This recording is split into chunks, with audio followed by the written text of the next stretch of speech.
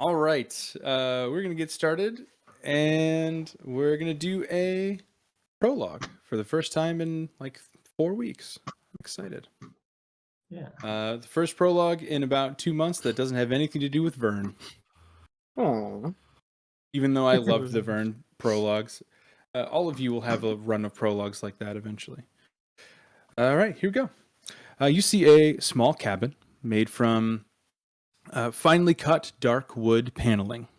It sits in the middle of a field of tall grass, and no other structures can be seen in any direction. To the side of the cabin, you can see a circular patch of freshly tilled soil, about 3 feet in diameter. A small human woman appears in the doorway of the cabin, closing her eyes to take in the warmth of the bright sun.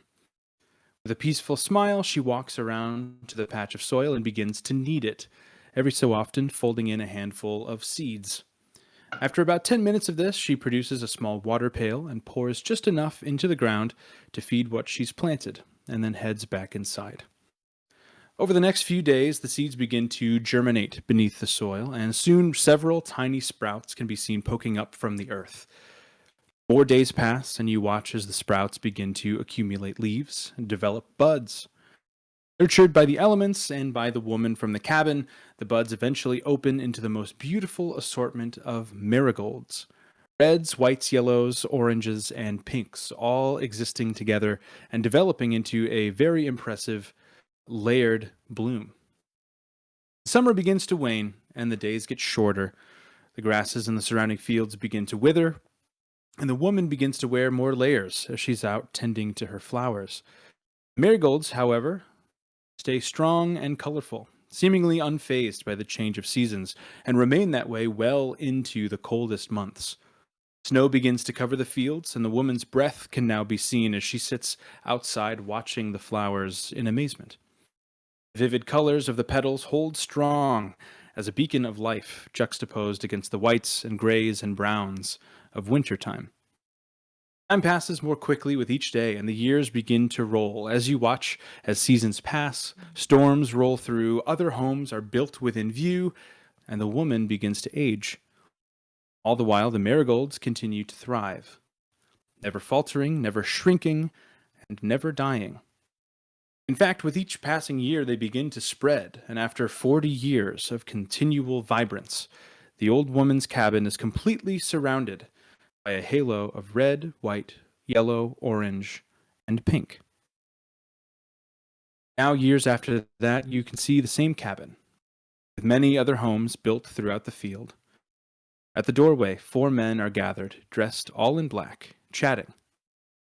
The 5th man walks out of the cabin, hugs the other 4, and closes and locks the door from the outside. He turns and smiles, closing his eyes to take in the warmth of the bright sun. In his hands, a bundle of marigolds, ready to be transplanted at his own cabin, just a short walk away. Now we're back in real time. Colors are ominous, Barlos. The colors are ominous. Not the undying flowers around the woman's cabin.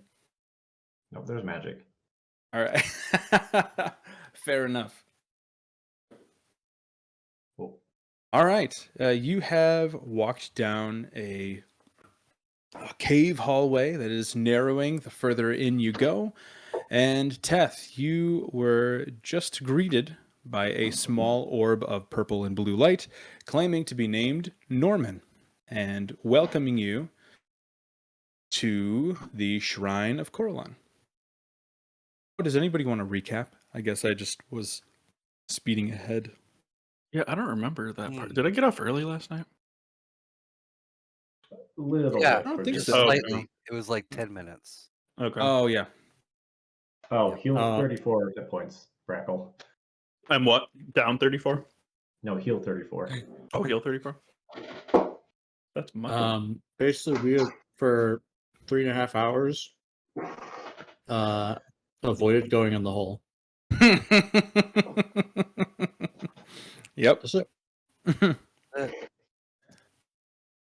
Not much else to say. Hell, There there was was we had a conversation with Gail, and Vern decided that he was going to put Gail back together using parts from the drill. And somehow, I wonder if Eric cast a spell or something. It's Yeah. greater restoration. Greater restoration. They did something to find out that basically there's something going on there, and then cast Greater Restoration. Gail promptly was like, "What the fuck are you doing? Get this shit out of me." What are you putting on me?" Why are you inside of me? And had a debrief conversation with those in attendance. Other company was we had talked to. I think we went back and talked to Red What was Guard his name? guy. Oliver. Ollie? Oliver, yeah. Went back and talked to Oliver and found out that the equipment that we were looking for is back in the prison. So went back to the prison and took Kenneth's sword as our ticket out of there. and Brackle with like a 34 deception or some shit like that. It was like, yeah, totally we're supposed to be here. And everybody was like, okay, sure, that makes sense. Ken So does we some went weird stuff. This makes sense for him. and yeah, went through. We found the equipment. We found the equipment in a hole in the ground, Yeah, as well as some other things. So Got the funny. crow, and then we searched all the prison. Got a bunch of stuff, Bunch of loot, yeah. and then I think we went back upstairs and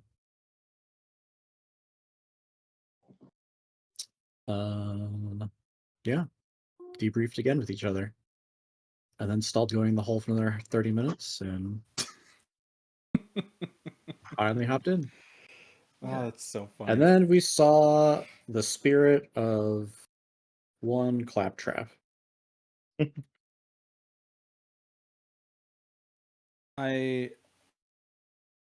At first, as things were transpiring last time, but like the moment you guys broke away and you're like, yeah, we're going back up to the prison, I was like, all right.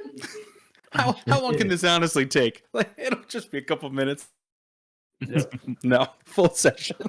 That was funny. But it's though. okay. Oh That was a yeah, funny I think it ended up being a really fun session to watch from my perspective.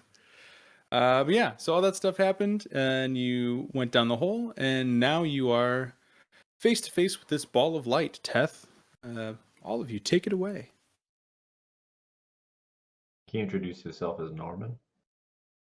Yes, he'll say, I can't remember the exact words that he said last week, but right when you get to the mouth of this cave, or the opening into this cave area, he'll say, "My name is Norman.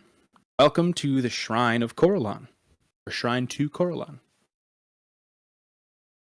So he appears like mechanical, magical. Like what was his presence? Make perception or arcana. I'll allow either. Your choice. Also trying to just, maybe see if he's threatening or what he's coming with. Okay. Yeah, make the first roll, and then I'll have you also make an insight roll. And anybody can help with both of those rolls. If you'd Arcana like. and perception. Arcana or perception for the first one, and then Yeah. roll insight to see if you think he is threatening or not. Okay, so 19 perception, 17 insight. Okay. Yeah, he does not appear mechanical in any way. With a 19 perception, he looks kind of like like a blue and pink ghastly almost, without the head in the middle of it, just like a ball of floating gas, almost just the flame-like, boring just bits. flickering. Just the parts that you don't want, just the scraps, ghastly scraps. It is very bright. He is emitting bright light from his location.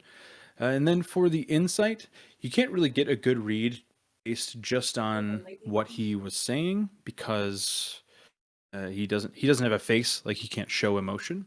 But your best guess is the way that he said that. It seems very routine. How he said that line to you.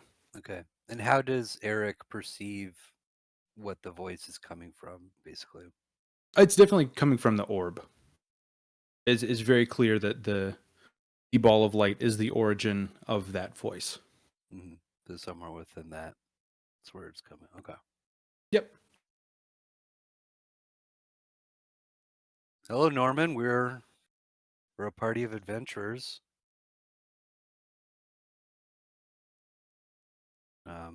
Hello, party of adventurers. My name's Eric.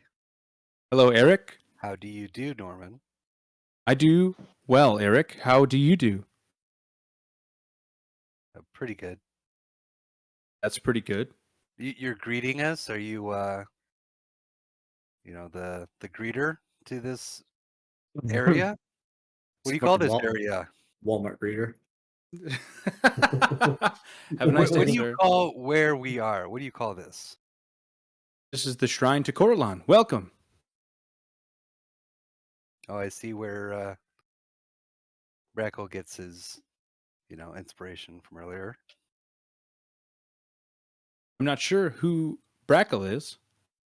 Is he pretty good like you? The look over my shoulder, back at the bard. This is Brackle here. He's a great friend, and let's see here, an experienced fighter. Hello. Wonderful news. Neil. I hope to one day also have a great friend.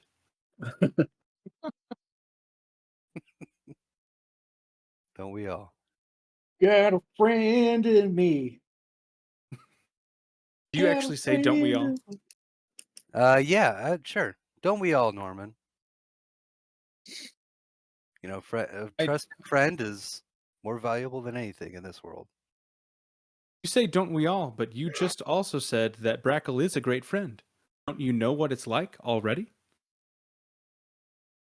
Well, I've known Brackle for some time, but if we're looking for lifelong friends, then we have He's a great temporary friend. some Then. ways to go. No, just time has not passed for me.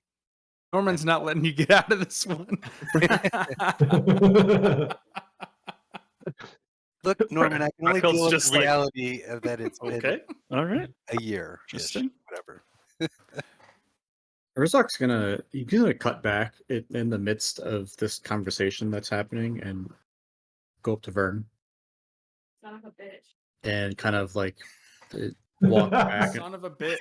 I Indeed. guess I'll keep my mic on mute when I'm not talking. What I missed it. What did she say? Son of a bitch. Son of a bitch. I guess I'll go up to Vern. Son of a bitch. So I just like walk like a couple feet back with him. Say, hey Vern, how do we want to approach this? I don't. Well, what's going on up there? I can't see past all you guys in this this rather small cavern. Is there a room? Is there a? There's a big room. There's this talking eyeball that's saying that this is the Shrine of Corlan. Are we? Oh, like a ghastly? Exactly. Yes. Okay. Oh, yeah. That's Well, Shrine of Corlan does not sound really appealing to me. Does he seem mean? He seems kind of lonely, to be honest. But are we continuing our? We're supposed to be here and take us to the orb attitude, or Yeah. I think so. Before, I mean, it doesn't. Coralon himself didn't greet us, so I think we should still probably get the orb and get out before he shows up. I like your optimism. Well, why don't you, as our resident Wellaby, go up there and say, "I'm here to take my orb, please." Okay. Well, Urzak, the plan was I was going to stay deliberately in back because I thought they wanted me, but Oh, that's why I'm back here talking to you. Okay. Is that the plan? Or? You know what? I'll push forward. If he seems nice, I'll come to this point. Tell you what, I'll, stay by me and Teth, and if anything yeah, happens, just on keep safe. each shoulder. I have those two big guys, and I'll be like, excuse me, shit, what was his name? Norman. Norman. I was like Gary. It was like something like a really, yeah. Excuse me, Norman. Hi, I'm Gary. Hi. I'm here to collect my orb.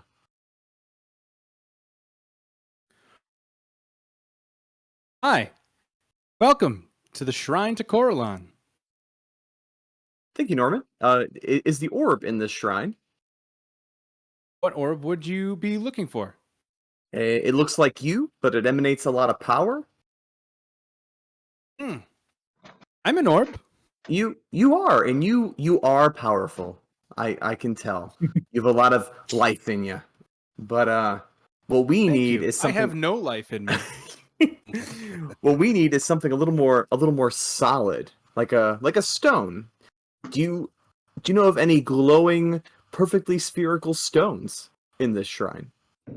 He will point up to these. Point with what? Little, no, he can't point. He will actually float up to one of these little.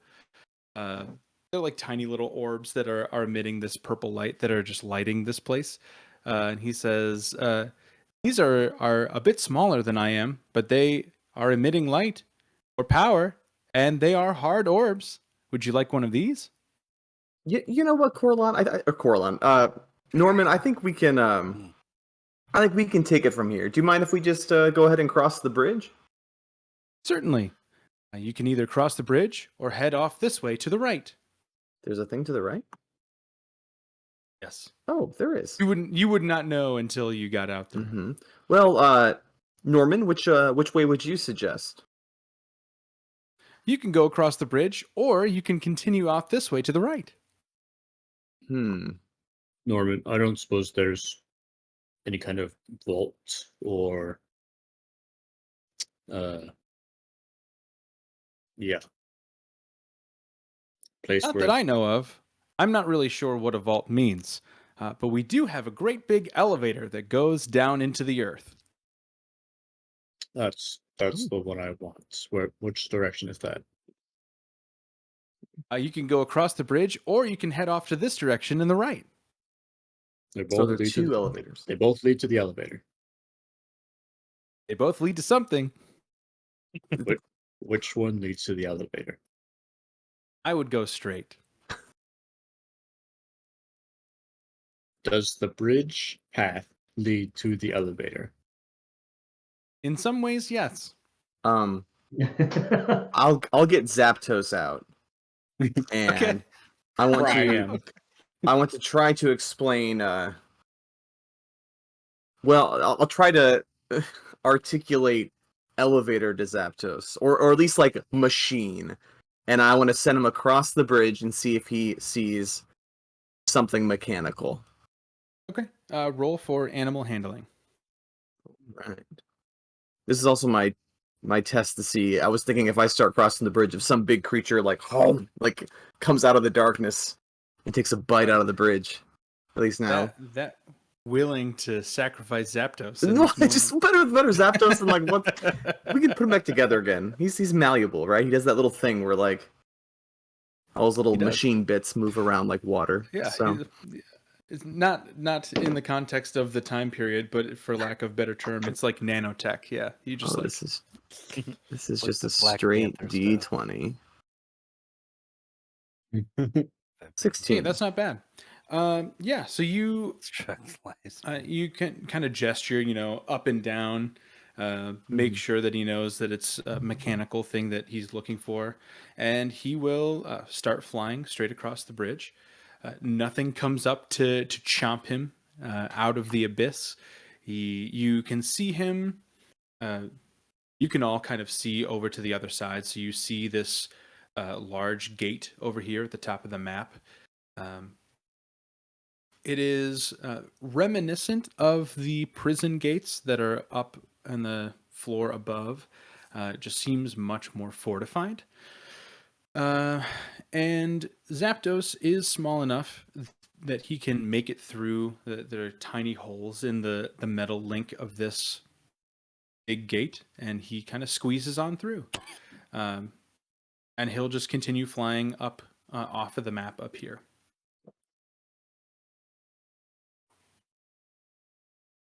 Okay. He's still searching. So it'll be a minute for him. So you can keep going with whatever you're doing, or if you'd like to wait for him to come back, he's going to be probably 15 minutes or so.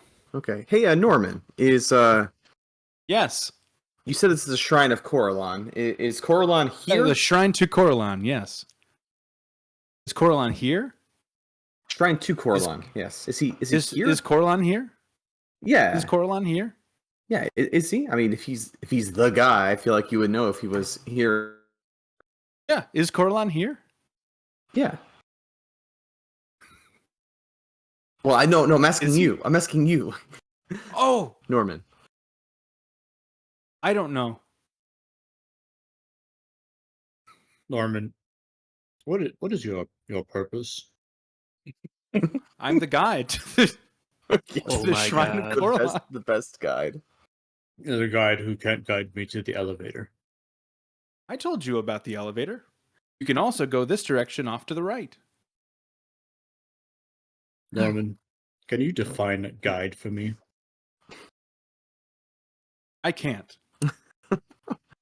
I thought so. All right. Teth, Urzog, would you guys be cool following me to the right to see if there's anything over here? Mm-hmm. Sure. That was super cool. Love you. Of course. Okay. And we'll just leave Eric in the... This door Brackle. have I'll a let you shrine, anything. Oh no, a it's a what is Wellaby this? crest on it. I can stay back. It does not have a Wellaby crest on it.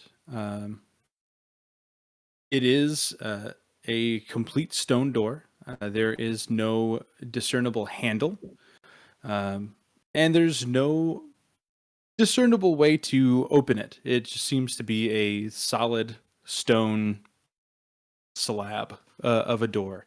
At the top of the door, there is a small insignia. It is a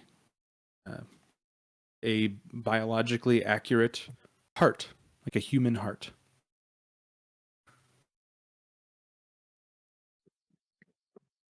Mm. Is there any arrows? Insignia? There are no arrows, no. Okay. What do you guys think? Do you think it needs blood? And I'll point to the heart symbol.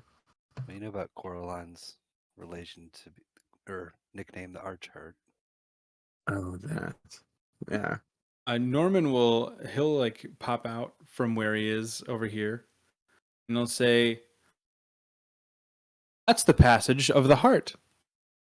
Touch the door, and you can enter." Oh. Touch the door. Norman, where does the passage of the heart go? It goes to the passage of the heart. Okay. Carlos, you thought we were getting this done today. You're crazy.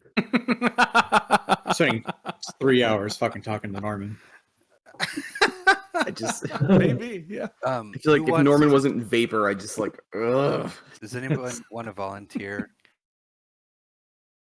I give resistance to a volunteer. Sure. I'll stay with the Or group. is that okay? He's Yeah, like go to ahead, step Urzog. up and put his Cast resistance. put his hand on the Herzog door, steps up and burps. just like that. Yeah, Urzok, you can touch the door. As soon as you touch it, your hand goes for. You feel like you're touching stone, and moments later, you feel like you are not touching anything. To the naked eye, it still looks like a solid stone door. To everybody behind you, it still appears as if it is a solid stone door. But you can pass through the door undeterred. I peek my head through.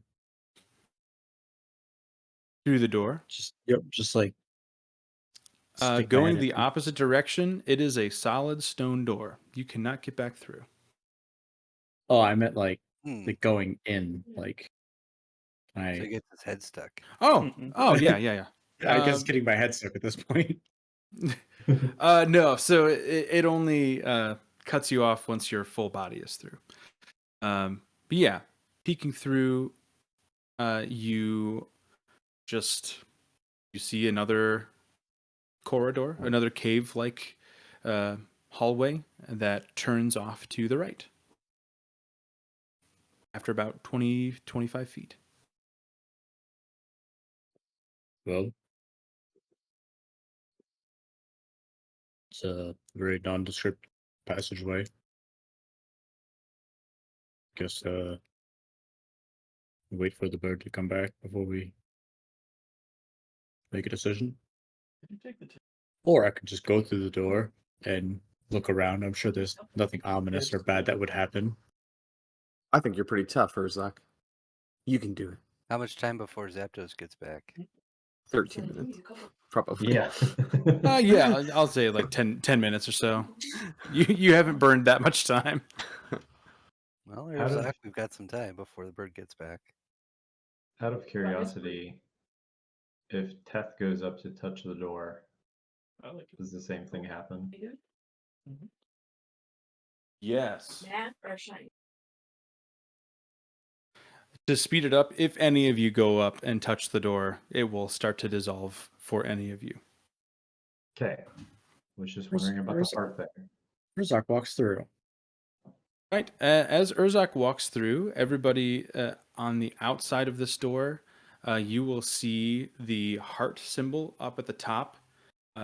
Until now, you didn't notice it because it was very dimly lit, but actually it is lit from behind, and a chunk of it will unlight. So about a third of it, like if you're looking at a pie chart, 1/3 of it goes out, and only 2/3 of it are left lit. Mm. All right, 2 more people. There's space for 2 more people through there, it seems. Unless Herzog is just big. Oh, If forgot looking- that people are here with you. Flynn is here too. Oops. Where's my fucking girlfriend? Yeah. Hey, Flynn, look over the edge Flynn over and there. Eleanor. He will go over and look over the edge. It's very dark, Brackle. Oh, okay. Really, really hoping you're gonna push him over. Murder when you're by yourself is one thing. Murder in front of the entire party is completely different. Except for Urzok, which arguably would be the one character that would judge you the most for it. So I Now just now other is got, side the of it. time. Other side of the stone wall. let's see. I have modified memory, but I can only do it to one person. It only lasts for like 15 minutes, right? 10 minutes? It's. I'm not going to read the whole thing. It's like 5 paragraphs. It's very specific. There are a bunch of stipulations that you have to go through for it to like really Mm-hmm. be useful. Yeah. Which I suppose Correct. Brackle probably would be the character that could make it work. If we need to. Perhaps Eleanor and another goes through after through the door if we wanted to go off of the 3 people thing. Can I hear them on the other side of the door? You cannot. Anything that They- they're saying, it is a complete visual and auditory barrier for you. And can I see the heart symbol on this side, or is it just No, plain? it's just on the outside. Okay. Well, I'm not going to Zaco- abandon Urzak. I'm going to follow him in. Touch the door and stick with my Yeah. Eric, you can head on in, and another third of the light on the outside shuts off. I really wanted to shove Eleanor in there with Urzak and then not let anybody else go in, like a weird anime, like locked in a room cutscene. Right. Fucking Above game, you certainly can send Eleanor in. I think you will get more benefit out of this if one of you goes through this door. It'd be really funny if Eleanor went in though and then just fell for Eric, and they have this blossoming romance, and Urza just to watch it all play out. Broken Yeah, this hearted, is like 7 minutes in heaven. That's hard. the true trial of the hearts, courtesy of Coralon. Well, Rackle, do you have a preference? I have no preference who would be in this threesome. We can't hear you. Yeah. Eric, you can only talk to Urzak at this point. Unless you're saying that to Urzak, which would be so funny. Eric just says that loud, and I'm just like, What The the fuck? fuck? Urzak, who do you want to come through? Who are you hoping for? Since we can't Yeah, you can't. help I- them now. We're just- guess I was assuming everybody would come through. I'm hoping for Norman. I was hoping for everybody except for Norman to come through. Are you getting on your nerves Oh already? yeah, because Urzak does not know about the heart. Yeah. He doesn't know about the light switching off. So Sure Eric, doesn't. you have information I've- that Urzak does not have. Yeah, no, I'm immediately telling him. There's only room for one more, by the way. Oh, there's plenty of room. No, you They're don't gonna just walk down understand. this hallway a little bit. You don't understand. See? No, the door is deciding. Remember the lit up heart? If I fit through the door, that I we think didn't notice think because it was anyone only else fit dimly through the lit, door. but now it's only okay. You're right. We're not going to finish this dungeon tonight. No way. All right, back to the party on the other side.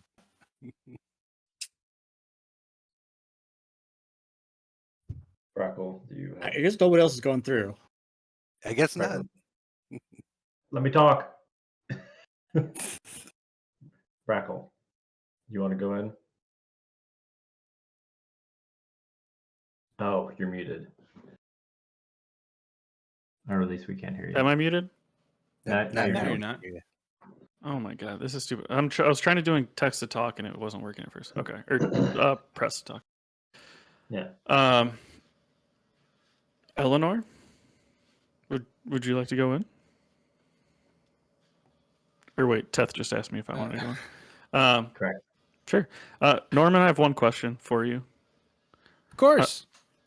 Are they You are a in? great friend. We're not there yet, but I appreciate it.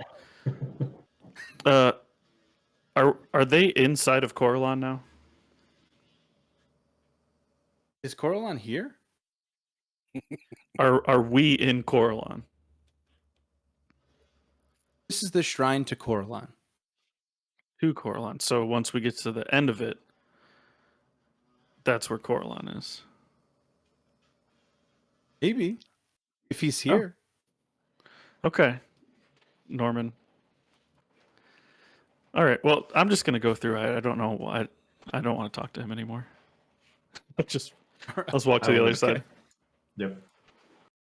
I was gonna give Yeah. reasoning, So but then as Rackle you walk through, Eric and Brackle both, similarly to Urzak, both of you, you are cut off from the outside. You cannot see or hear anything. It looks like just a stone wall. And also, once Brackle walks through, to anybody else that is outside of the door, the doorway seems to vanish along with the heart symbol.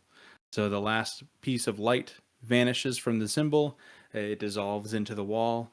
and the door is no more. It is just a solid piece of cave wall.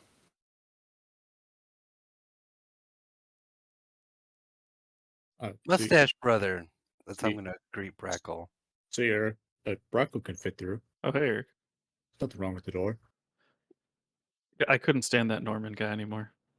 Yeah, honestly, same. So Eric, did you tell him about the heart? I told him about the door.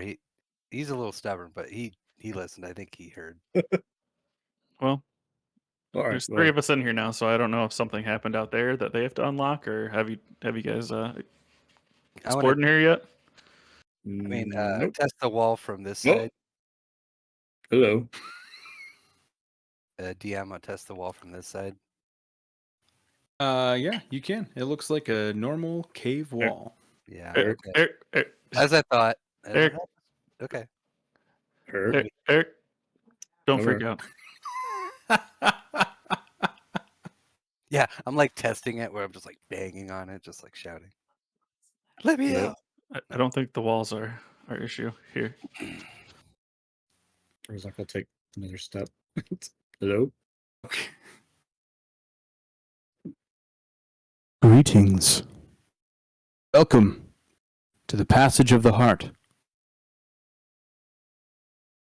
As you walk around this corner, you are greeted by a massive stone sphinx.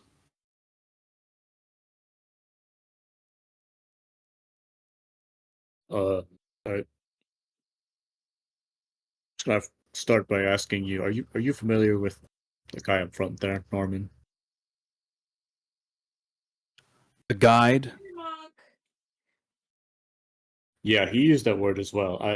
If I asked you to find the word guide, would you be able to? I know what the word guide means. I'm Okay, also well, aware that he is not that. great. I'm very glad we're on the same page. I'm Urzak. This is my fellow companions, Eric and Brackle. I know who you are. Great. Not ominous at all. Can you tell us a bit about this passageway? This is one of two passages within the shrine to Coralon.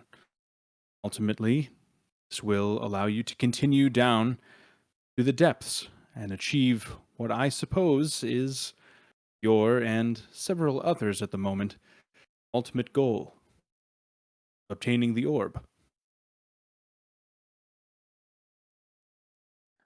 I have a question. Of course. So far, we've met two people, and they both said the shrine to Coralon, not the shrine of Coralon. Is there a reason for that? He will big tooth smile, like full wide smile. Say, frankly, Coralon does not care. Either or. Interesting. Those of the mechanical mind are fixed in their ways. That is a certainty.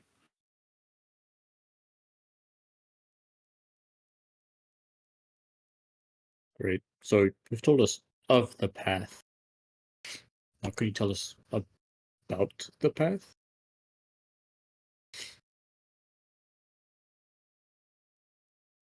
What is the balance that Coralon represents?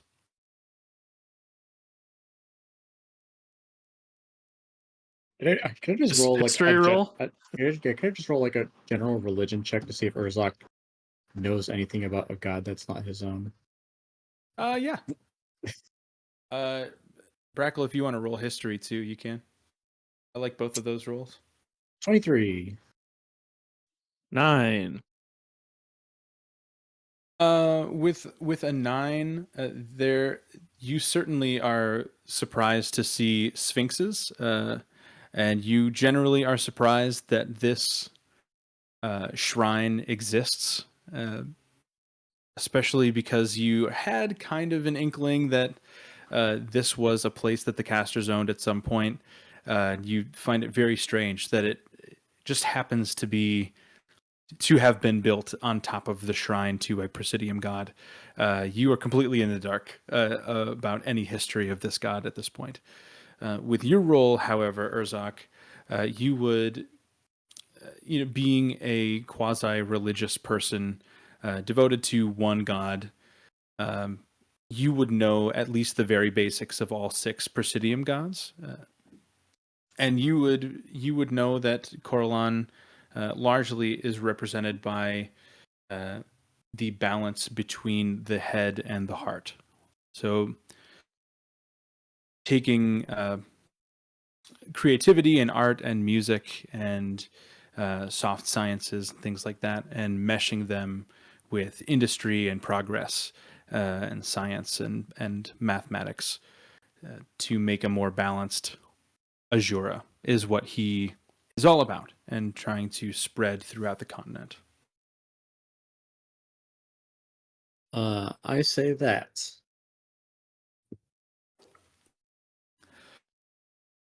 A very well formulated, if not a bit canned answer, Urzak. Thank you. Eric would use his crossbow to point to both his head and his chest, his heart. Okay, that's much better than what I thought you were going to do. I was like, you Yeah. and that, you got to drop that crossbow. You're going to get the party in so much trouble. Shoots himself in the head. The significance of the crossbow is Corlon's own, like bow or whatever. Oh, gotcha. Yeah. And he will say that is your head and your heart. Yes, Eric. Nice job, Eric. But it took me a while to balance them. You see how balanced they are? He'll he'll look at you for a moment and continue. Say, unless you're still going, that's fine too. No, Continue. but just as he's looking at me, like realizing my statement, was just me being quirky. Speaking of this path, who was the last, adventurer to come down this path? What happened to them? Last adventurer I saw was several centuries ago. He made it out of this passage unscathed, as I would imagine the 3 of you also would like to do.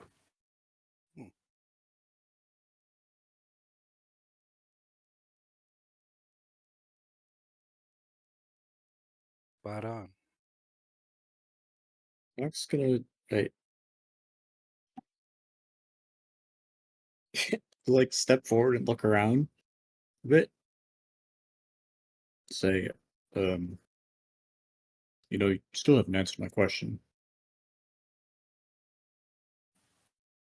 He would not forget your question, but I, the DM, have forgotten your question. It What was it? basically was like, what is this passage? And he said where it goes.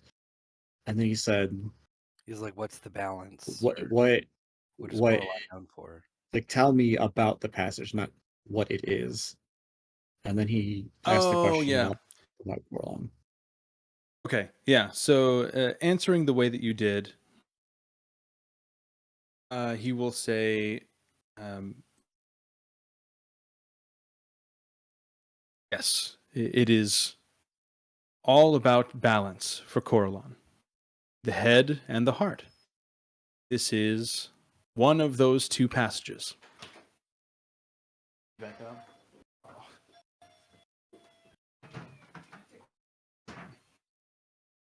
Poor guy. He'll say, this is one of those 2 passages. 3 of you have chosen to align yourselves with the heart.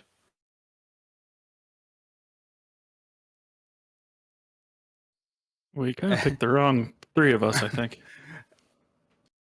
I was not the one that forced you through the door, Brackle. Right. It was Norman. Yeah. Again, not very much of a guide. Great. I'm sorry, I didn't catch your name. My name is My name is Zelkai, Guardian of the Heart. Great. And Zelkai, how do we go about proceeding through this passage? You must share with me your deepest yearning from the bottom of your heart. Urzak will give a heavy eye roll. He's like, oh, he's nicely good. We're gonna have to say a secret every time we get one of these orbs, aren't we? I don't really have a lot of secrets. This is different than a yeah, Urzak's is the easiest one. This to be fair, this is not a secret. This is and the other three or the other two will that's true. have to do That's something tr- different. That's true. Desire. It's a good one.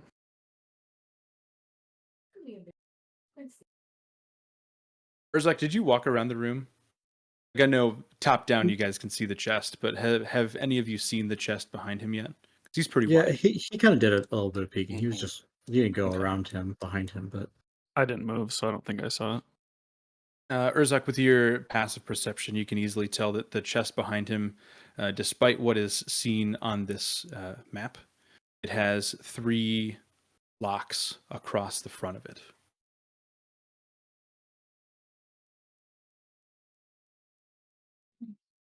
Urzak will stow his sword and throw a shield on his back and stand and face Zelkai.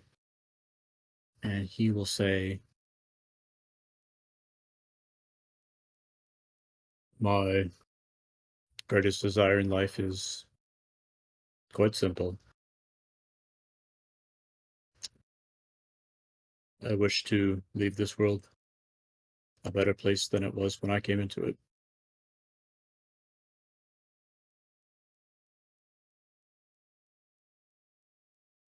So your greatest yearning is altruism.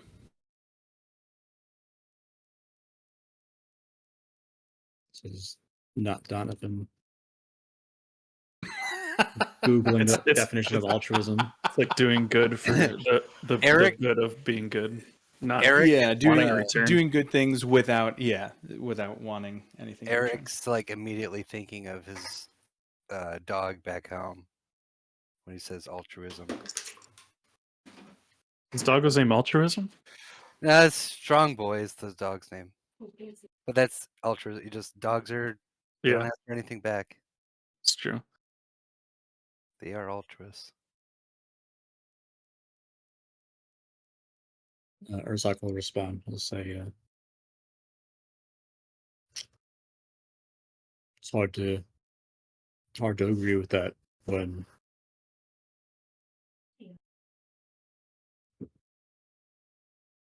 doing good by others is in itself rewarding.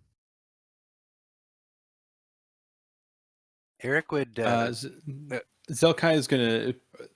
Just 1 second, Eric. I will let you go in just a second. no, I was gonna talk right- about Urzak. Okay. What Urzak said.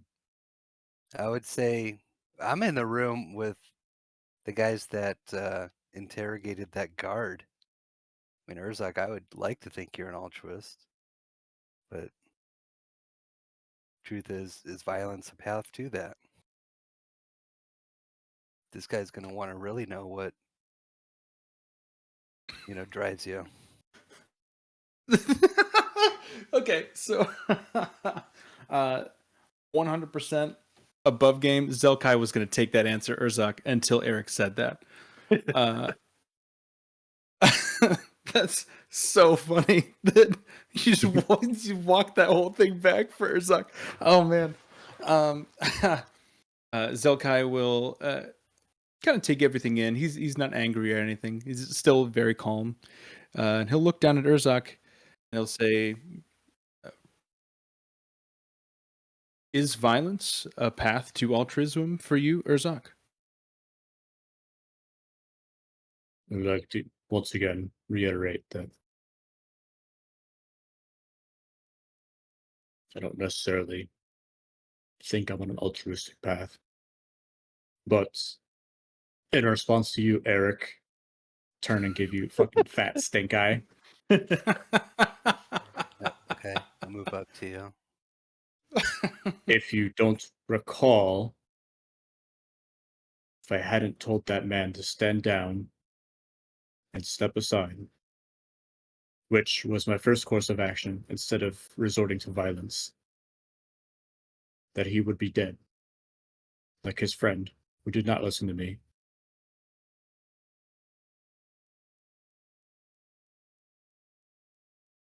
And then tell Zelkai that you're into saving lives. Zelkai will cut you off, Eric, and he'll say, "Urzak, I believe you. I see it in your soul. There is one other thing I'm sensing is just as deep a desire as that. What might that be?" And it's not Eleanor, you fucks. I knew it was coming from them. To get my dick wet. No. Yeah. Click, the lock snaps off.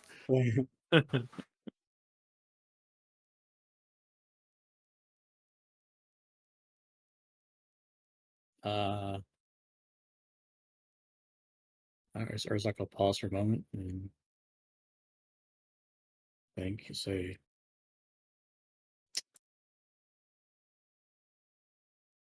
I guess doing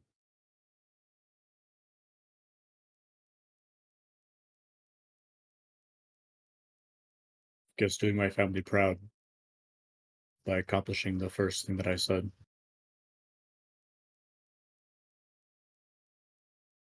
To be Your sister was important to you.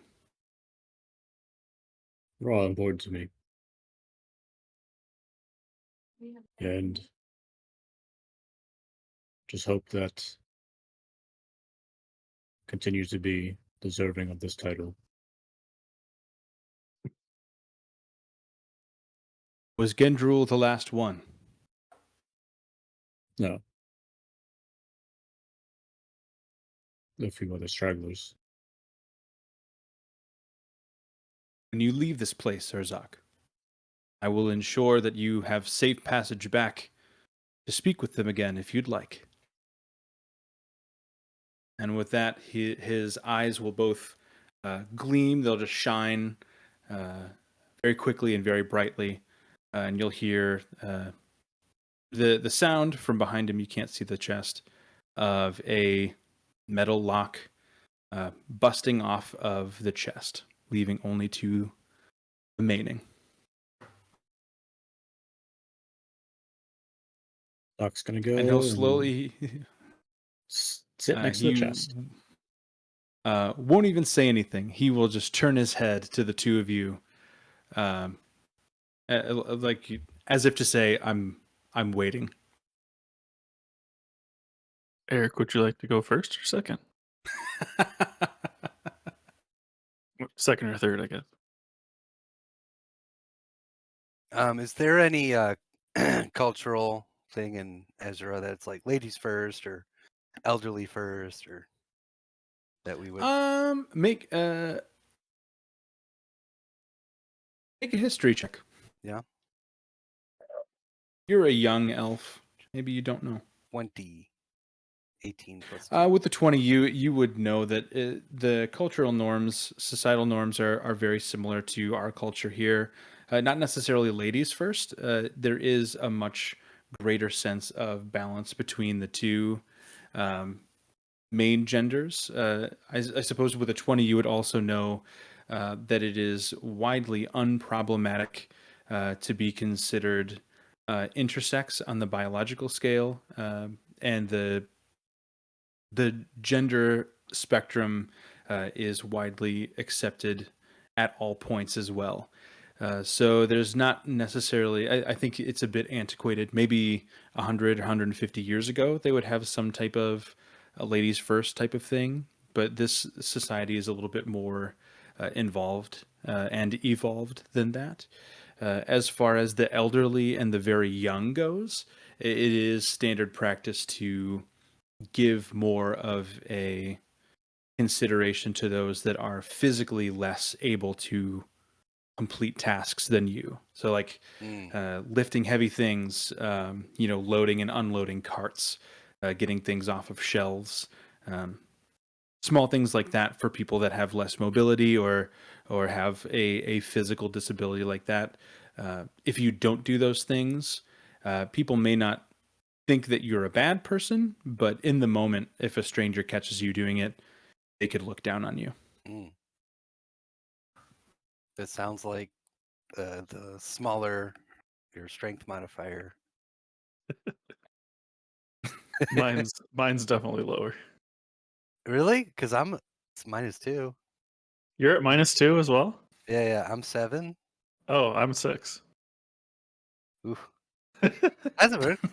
Urzok has more strength than both of you put together. Like, Yep. all right, who has the Urzak's right at 20, right? Isn't it? Yeah. who has the bigger mustache? Dude, we're not even making it to combat this session, regardless. Probably Brackle. I don't know. I would have a handlebar. Send I the just rolled a D2. Brackle's going first. yeah. Nice. Out of the way. Yeah. And he like touches his mustache. I suppose there's two things. One would be to restore power. The balance of power, I should say, in Azura. And the second would to be considered a hero for bringing that to fruition. I believe you, Brackle. I would ask you to elaborate on the second point. A hero for who? I'm not so sure anymore. But Insight check. I think for It's dog shit. Carry on. dude, you can insight check me anytime you want. Hold on 1 second. I need to run a bottle in real quick. Dude, Norman could have had a friend this whole time with Zelkai. No, they fucking hate each other. Yeah, Yeah, I was gonna say they do not get along. it's a reason why the Ze- feud Ze- is sealed. Yeah, he built that door. It's an anti-Norman door. Anti-Norman. This insanely, almost godly intellect from Zelkai, and then Norman, who can barely answer a question. Claptrap. Yeah. He's the butter robot from Rick and Morty. Mm-hmm. Yeah. Yeah, Donovan said Vault, and I'm like, dude, this is Borderlands. Yeah. We've come here to hunt vaults. Sorry about that. Where were we? Yeah. I thought a hero for. I will allow that insight check. If it you was really dog. want to roll that. I rolled it. It's dog shit. So carry on. Okay. Perfect. I don't even get out of bed for anything less than a 20.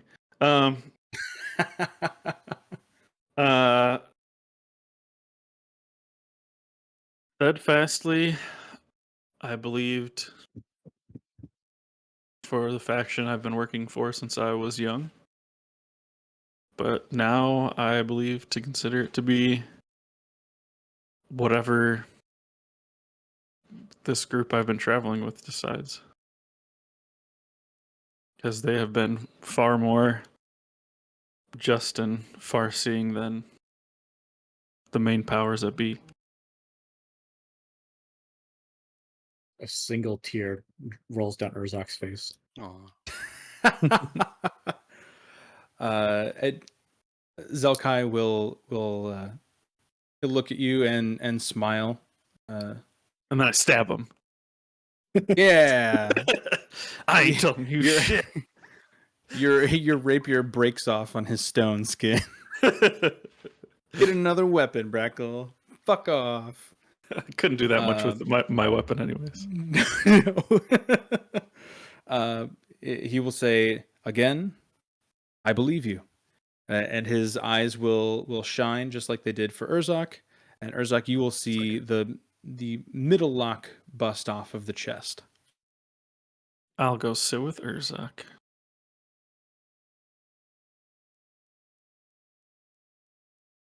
He will turn his gaze to lock eyes with Eric.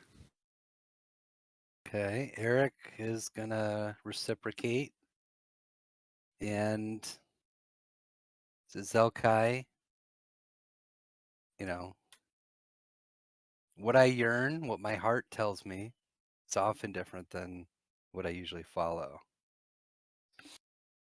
I can't get what I want,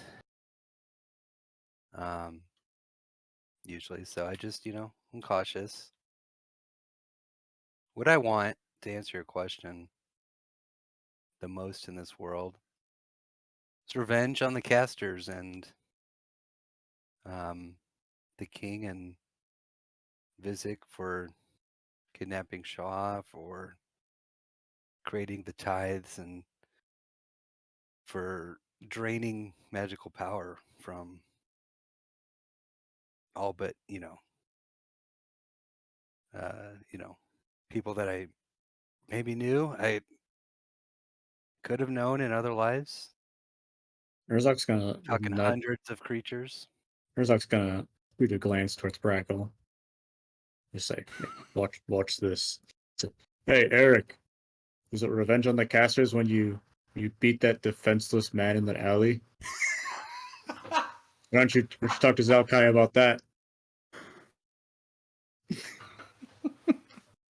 Zelkai knows about that. He knew us before we came here.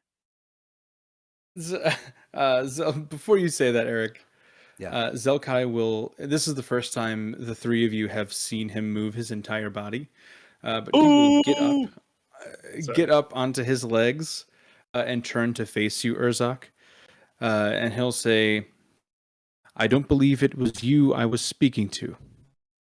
And he'll turn back to Eric, and he'll say, "The things you've listed, Eric, are admirable.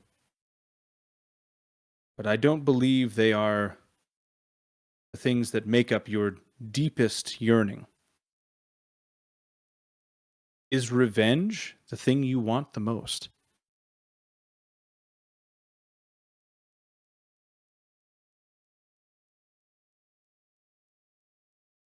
Definitely.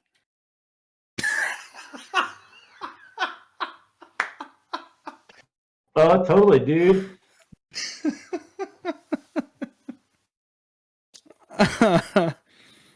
he he will look down.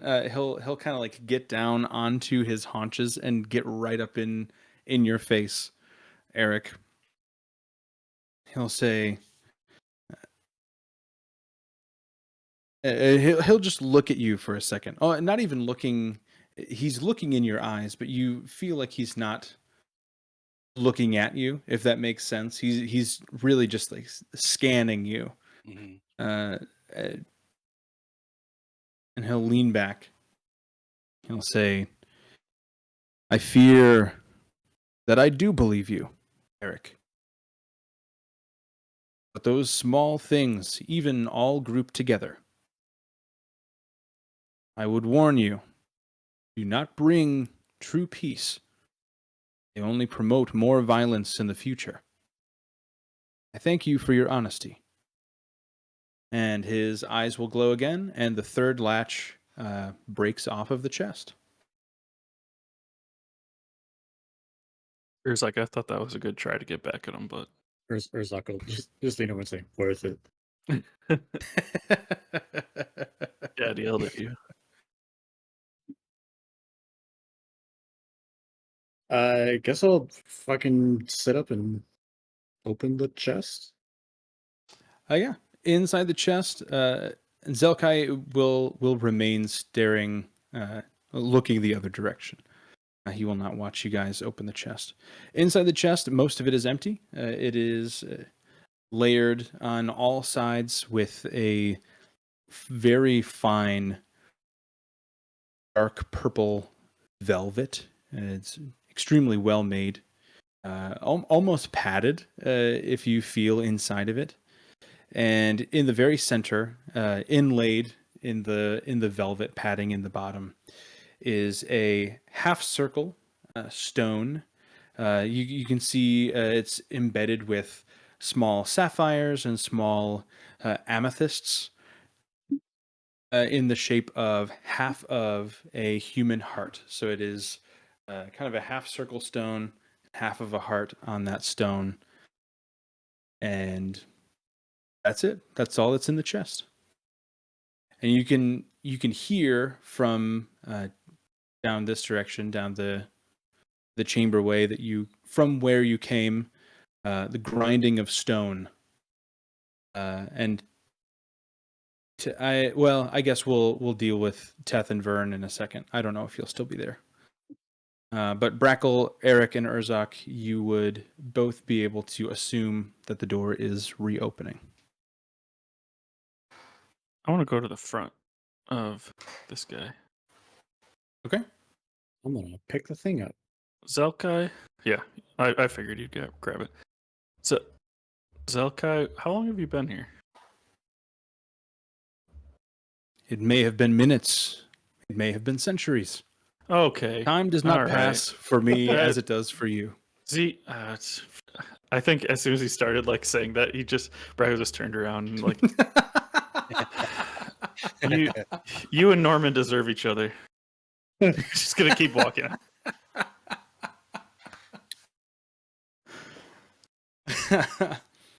All right, Urzak, Brackle, and Eric just went through this door. You cannot hear them anymore. You cannot see them anymore. The door has glossed over. It is just a smooth cave wall, Teth and Vern. What are the two of you going to be doing? Well, Vern, should we wait for Zapdos to get back? Yeah, he should be back in about 9 minutes now. So Yeah. what do you think's down this pit? Surely death. Should we see how deep it is? Vern picks up a stone and he tries dropping it and sees if he can hear it when it hits the ground. I will listen intently and try and calculate. You do not hear the bottom. Yeah, that's real bad, Vern. That's real bad. Yeah, I really wish it we is. had a. Or we didn't hear Set anything it so because that there's AC will cushions come on at the if it starts bottom. getting too hot. Just falls on a bunch of pillows. Yeah. I'll just run both because I don't know if it's gonna get cold again. I wish we had Yeah. a monk in our party who just like slow fall and just take the damage, Yeah. or a Man. wizard that has feather fall. You guys did choose to bring the party member that didn't have wings, so I mean, Yeah. Zapdos has TM, wings. can we get a sound effect for the stone falling? yeah. Oh, yeah, I pick up another one and I throw it.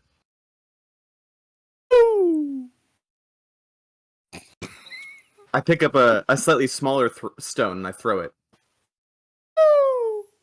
Good. Okay, I just want to make sure we had that distinction. I'm sold. You're masterful at this, Barlos. Only magical singing stones In the realm of Shrine Coralon. of to Coralon, yeah.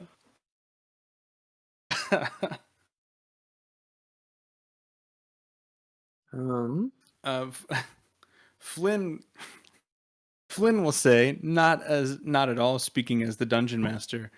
The two of you see the other door off to the northwest. Yeah, I see it over there, but there's no bridge to get to there, Flynn. We can't reach it. Fair enough. Do you think you can jump it? Oh, I have a grappler hook. Hang on. Vern, I think that there's ooh. several ways that many of you in the party can get across a 5-foot gap. Yeah. Vern, test the bridge. I stand right here and I kind of like shift my weight a bit from side to side, testing the stability. So, seeing the bridge, Vern, actually make a perception check, Vern. I'll even give you advantage because of your tinkerer background.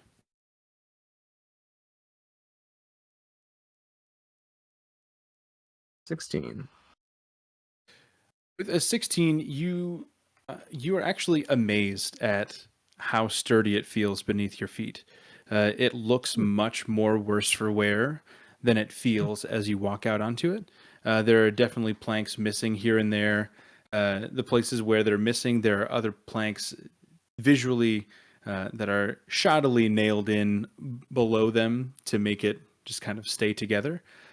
Those places don't seem to affect the stability of the bridge at all. It feels very safe. Okay. It seems pretty sturdy, guys. Maybe we shouldn't all walk across it at once, but I feel pretty confident walking across this bridge, and I do just that. And I want to gesture for Tim or whatever his name is. It's just a guy name, right? It's just a guy name. Norman. God, I can't. I'm writing it down. I'm sorry. I can't. Just Oh, Just a sorry. guy. I have the nameplate on there, but it wasn't able to be seen. I'm so sorry. I thought that you guys could see this name the whole time. Yeah. it's Okay. Norman. Oh, I see. Okay. Oh, that's cool. It wasn't there before. That's my mistake. Okay. All right, Norman. Why don't you come along with me? Norman? Okay. Okay. All right. Come on. Norman will gladly follow you across the bridge. Norman, what is over there? And I point to the little glowing room. He'll say you can easily go forward, or you can take this path off to the left. That is true, Norman. I can. Is that path off to the left already occupied? There may be something in there. There may be. Can you float over this gap and take a peek? Of course. Would you, Norman? Okay, good. I was like, am I gonna have to he'll- tell him to actually do it? And he'll get over there. Again, he admits pretty bright light, and it was kind of dim before. But as he goes over there, Vern, you can see pretty plainly that it looks almost identical to the door down in the bottom right. Up at the top, there is a small plaque that looks just like the piece of stone with a heart on it that you saw above the other door. This one, however, has a brain. Oh, hey, Teth. There's a brain door up here. Cool. You want to go? You're a smart guy, right? Do you want to? I am not smart. Cool. Good luck with that. Oh, but I mean, I don't. if you were to go through a heart door or a head door, you would go through this one, right? Are you asking me if I would, if I think with my head, with my brain, or if I think with my heart? Yes, correct. According to the poll last week between the two of you, Teth is the one Yeah. that would go through the door. Yeah, yeah.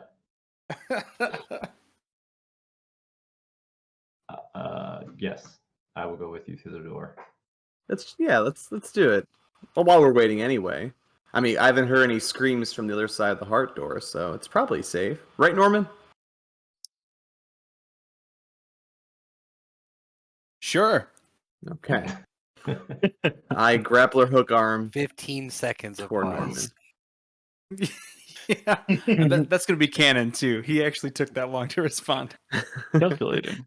Yes. Sure. For, Yeah. for a second there, I thought my camera was just delayed. I'm like, oh, it's still he's still listening to my requests, but no, I'm glad it was just a character pause. Flynn, All right. would you care to join us? I believe we need 3. Flynn will walk around to the bridge. He'll say, "Gladly. Would you like me to lead or follow?" I have no preference. He will start walking across the bridge. And Eleanor will stay down here and keep watch down the other side of the cavern. Cool. I like how we convinced Eleanor to come with us on this adventure instead of going home, and we just leave her. Well, I mean, this is kind of what Eleanor does, right? Like, she's a fucking. she she is a stands guard. professional guard. Yeah. She's a sentry. Yeah. She's just like, don't worry, guys, I got this. I can imagine like Norman walks up to her or like floats over her, is like, "Hi, how's it going?" She says, "I don't like you." Yeah. Yeah. And Norman's nature just to repeat things too. So you'd be like, "I don't like you either." Great. Yeah. Amazing. And that makes her like him actually. Like They reverse fall in love. psychology. Sorry, Urzak. Got beaten out by a ghastly without a body. Yeah. Yeah, so Norman will get out of the way here. He'll kind of float back. He seems to want to go back towards the beginning of the towards the front entrance. Keeping an even breadth between the two halves of the party. Are you two coming along? Yes. Flynn, he's going to strap his axe back onto his back. He's going to back up, and he will run and jump across this. I believe jumping has everything to do with strength and nothing to do with dexterity, which I think just is looked it wild. up. Long jumping is like your strength modifier. So long jump is your strength score if you move at least 10 feet before the jump. Because Oh, when okay. I watch World Strongman competitions, I think, oh, those guys can jump. Yeah, exactly. Exactly. Yeah, Flynn is in great shape then. He will run and just, you see him just like sail over this thing. He'll land like over here.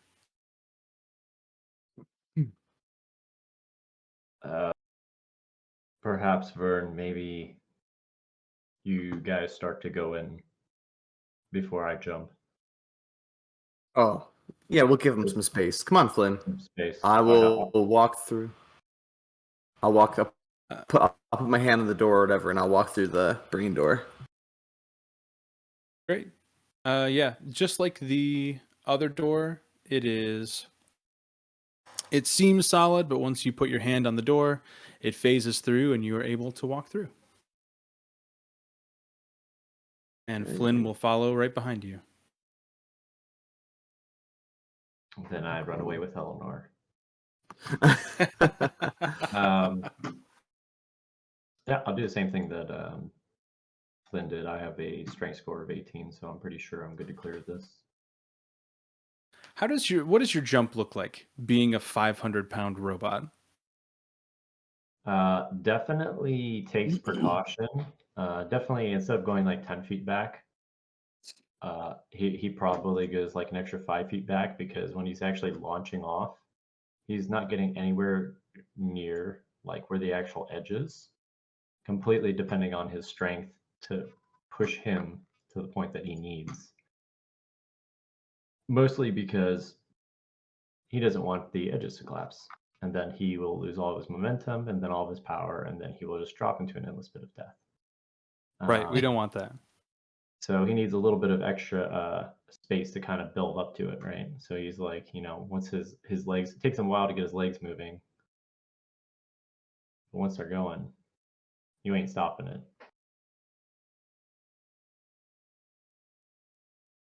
Great. Yeah, that works. And you easily sail over to the other side.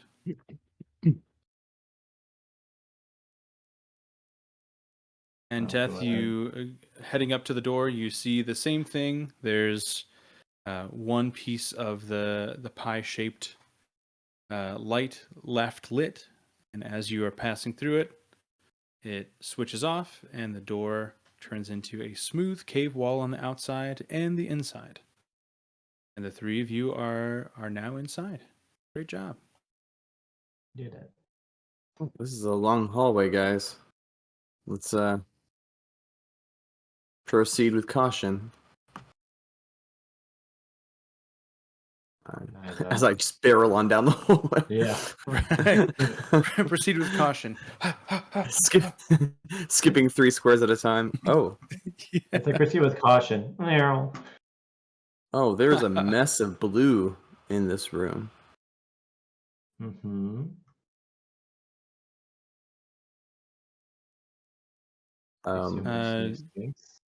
Good And evening.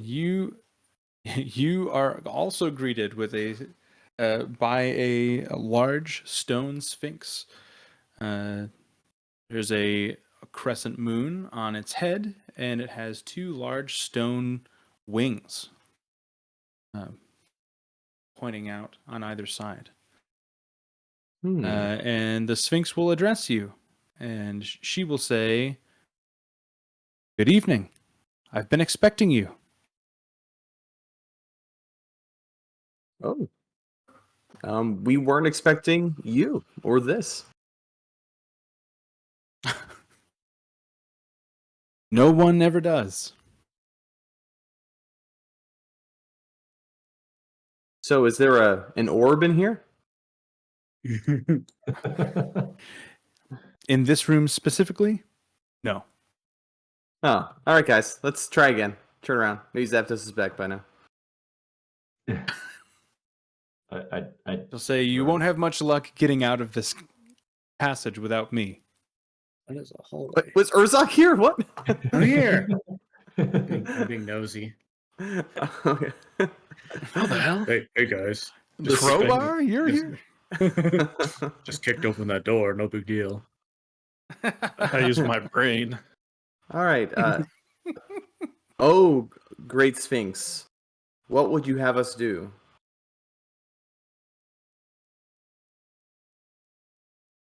I assume you've come here for the orb. You would assume correct, O wise Sphinx. You're a Wellerby. Oh, you can tell. I blush. And she'll look past Vern for a second at the other two, and she'll say, "I sense the two of you are quite old." Correct. Flynn will seem awkward about that. He won't know how to take that because he doesn't feel old because he doesn't remember a lot of the years that he was alive, but he knows that he's dead. So he's like, I don't know how to take that. It's like, I sure. was kind of hoping it'd be like the Sphinx looks at the other two and says, "Ah, and one of you is a Wellerby." Yeah. Flynn's All actually three wrong. of you, Wellerbys. Weatherby's a hole. She will say, "Welcome. You have wandered down the passage of the head. I am its guardian." What is your name, Sphinx?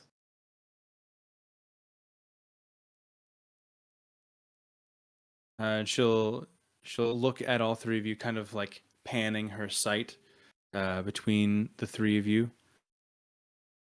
And she'll say, "My name is Shirok, guardian of the head within Shrine to Coralon."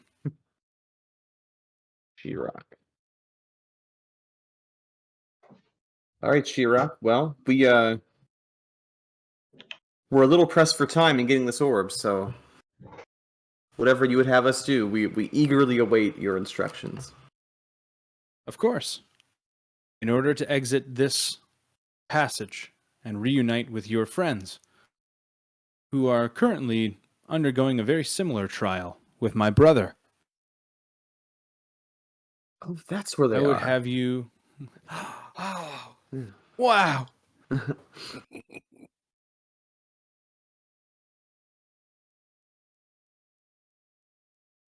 Have you tell me the greatest secret you have been told by another creature. Secret you've been told by another creature. Oh, that's tricky.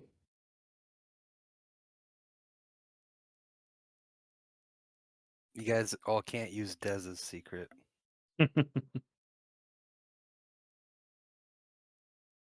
I feel like this is also an above game Barlow's quiz to see how well we've been listening to his NPCs when they No, tell not at us all. things. Not Oh, okay. necessarily. Okay, let me. Honestly, I consider this one to be easier than the other one because you could just give me something juicy that your friend told you one time, and I'd be fine with that. I if you go that route though, I need details though. Okay. Spill the tea. Yeah. Flynn, how about you go first? He'll say, "Gladly, of course." Oh, this is And just he'll like, oh, I'm sorry.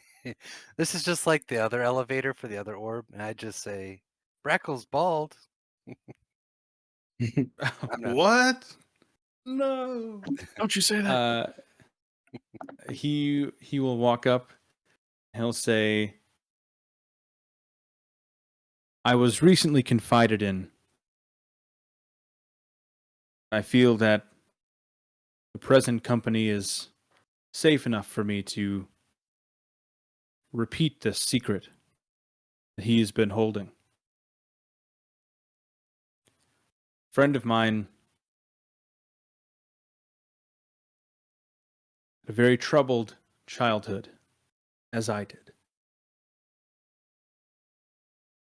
And he struggles to this day balancing the prospects of that childhood, the circumstances created by it, with circumstances that he has created for himself. He's lied to many people and hurt many people. I think ultimately he tries to be good.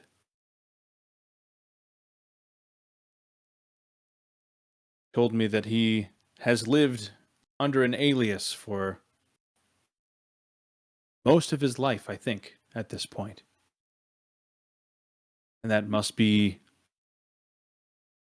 exhausting.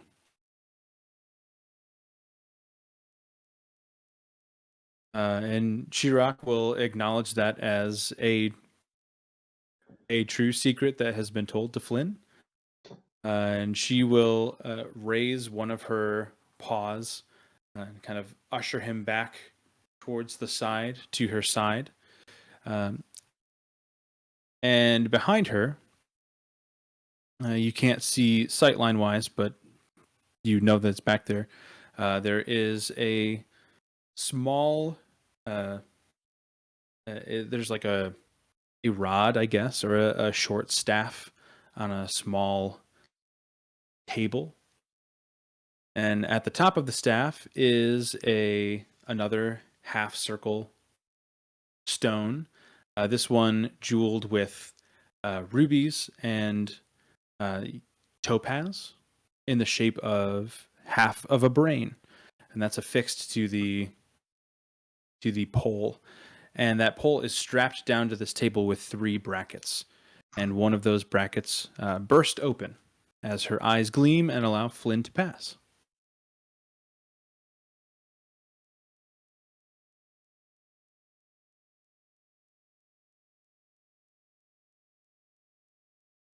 I'm close. Okay, is my camera frozen for you guys too? It is, yeah. Yeah, I've been able to listen to everything, but I'm just looking at my poor, sad, sorry self. Just that's all right. I'll figure it out. I'll step forward, and Vern will say, I was recently told what was certainly a secret kept from me for a long time, and I imagine it's still not known by many. But my parents were part of a vigilante group called The Knife, and they were murdered by a man named Visick.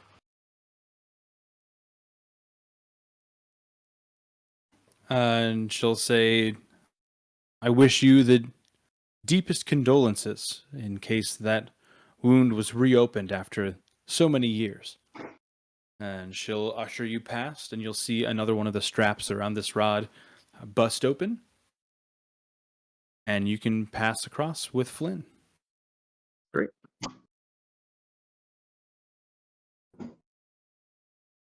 And she will refocus her gaze onto Teth. Stalling for time, Teth will approach and start kind of thinking back, scanning his memories. Think with, even if you were to ask somebody who was in their 70s or 80s a question like that, right? Trying to scan over that period of time would be lengthy and probably some of it forgotten. Trying to mull over 300 years fragmented is quite challenging. At least I would imagine. And, he's thinking about secrets and, he tries to start from the beginning and kind of work his way forward, at least the best that he can.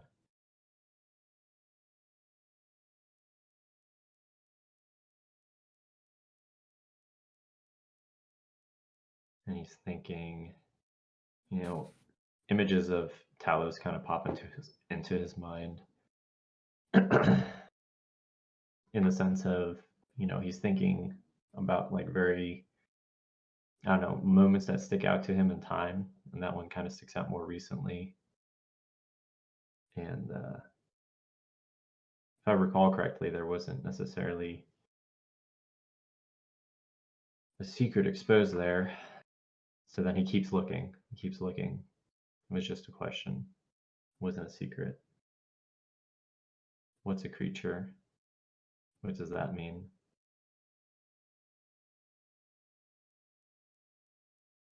And then he would probably, well, I'll say this because I'm making this all up on the spot, 100%.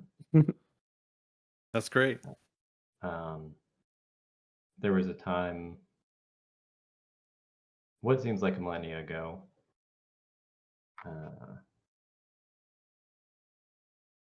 there's a campfire, and around the campfire is Teth alongside another automaton who he would recognize as Moth. And I'm picking another. Of course it's got to be. Even though I don't know if this defies the timeline, Barlos. It's going to be winter. No, it can't be winter. Can't be winter. We'll go with.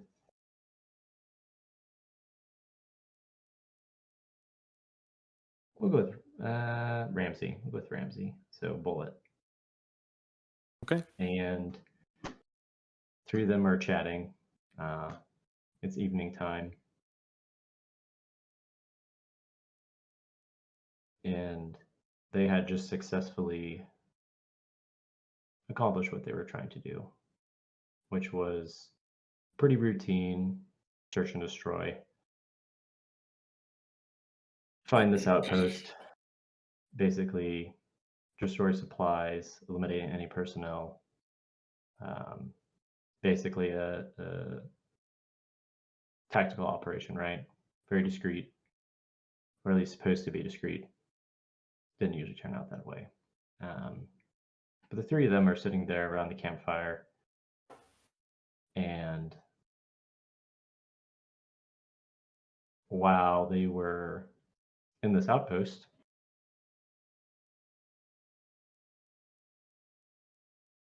there was something that seemed off about Moth. There was some hesitation at one point or another. And, during the middle of everything, it didn't seem, it just seemed like maybe something else was going on, right? But it turns out, and it was, she had confided in the two of them at this campfire afterwards, basically what was going on in her head, which is a secret that I'm alluding to that I'm still literally making it up as I'm thinking now.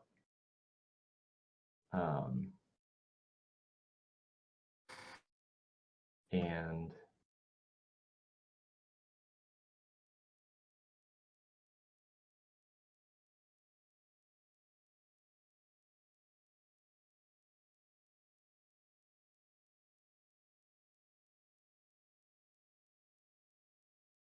I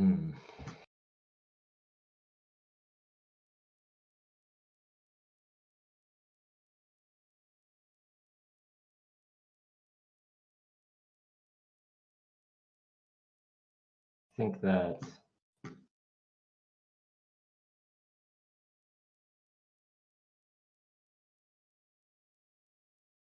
it was fear. Fear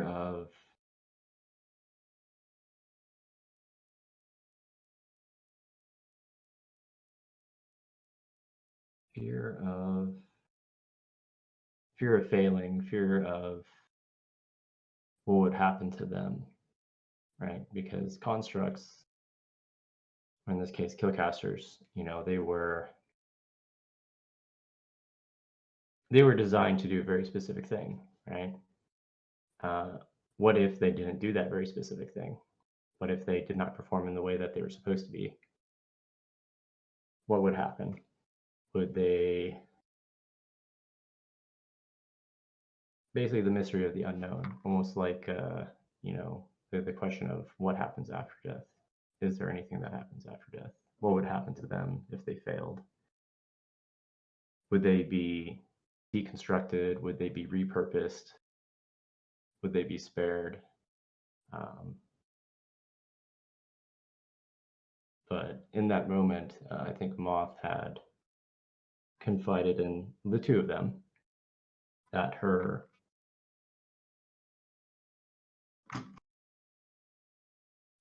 which her secret was, which is her greatest fear was failing, not being able to do what she's supposed to. And I literally have no more brain power left. She'll look at you very intently after that, and she'll say, "Have you encountered this fear yourself?"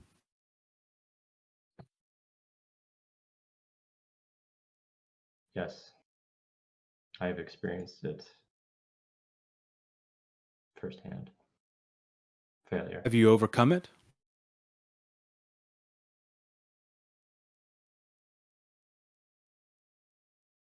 I have accepted it as it is in the past and strive to push forward. Her eyes will shine, and Vern and Flynn We'll see the last band on the staff break off. I did it. Great job. I made it there, guys. Sorry. That was a roller coaster. Dude, I literally like was thinking the whole time everybody else is talking. So I got nothing. Nothing the whole time. Which is like Yeah, sometimes pressure is the downfall of improvisation. Mm-hmm. I find Yeah. they can go either way. Like sometimes if you get hit with that pressure, you're just like everything just starts flowing, and you're like, "Oh, this is great. I wouldn't have been able to think of this if I was just sitting there doing nothing." And the other half of the time is like, "Man, I really need an idea right now. Why is my brain empty? This is the Why is it worst." turned off? Yeah. Which is why I'm sorry when I interrupt and I'm like, oh, I was just inspired to do something. No, that's great. The whole time I want to interrupt because when Ollie was sitting behind you, Andrew, he made the troll cat face, like the cat sitting at the table with What like the- the screaming Karen, Yeah, the yawn. Oh. yawn. like "Ooh," like he made that face. So Aaron, if you're watching this, like go back and find that. Zoom in on It was like spot on. it. Hilarious. Love it. Yeah. So the staff, we'll say it's like the staff itself is maybe 4.5 feet long, Vern, since you're right up in front of it.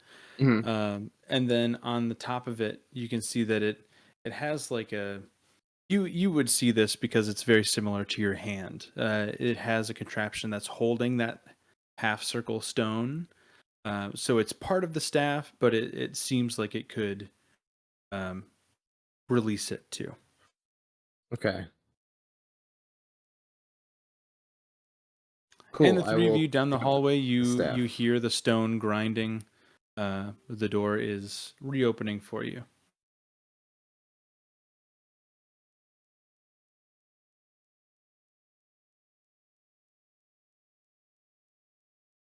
I think Teth is motionless. I don't know what that 15d8 was, but it's a pretty good roll. Don't worry about it.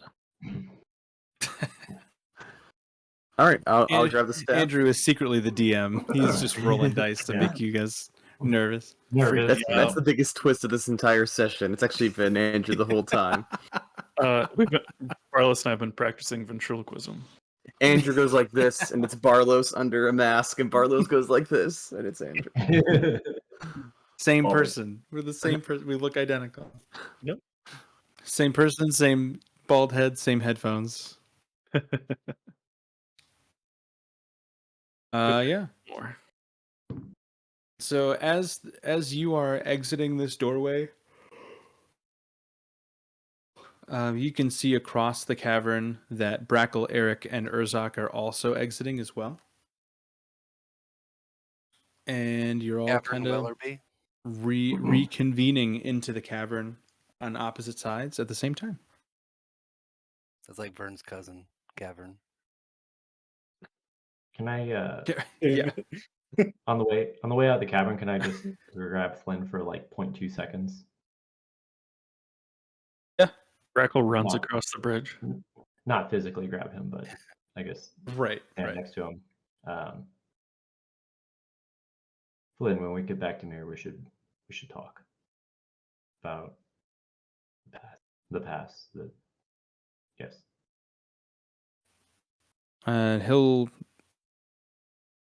pause for a second, and he'll kind of make a face, not towards you, but he'll make a face, kind of just internal emotion that he's not really sure if he wants to, but then he'll kind of get past that real quick, and he'll say, "Yes, I would like that. Thank you, Teth." Only if you want to. I know these things can be hard. I think it may be beneficial for both of us. I agree. Yeah, Flynn is gonna hop back over this cavern or this divide there.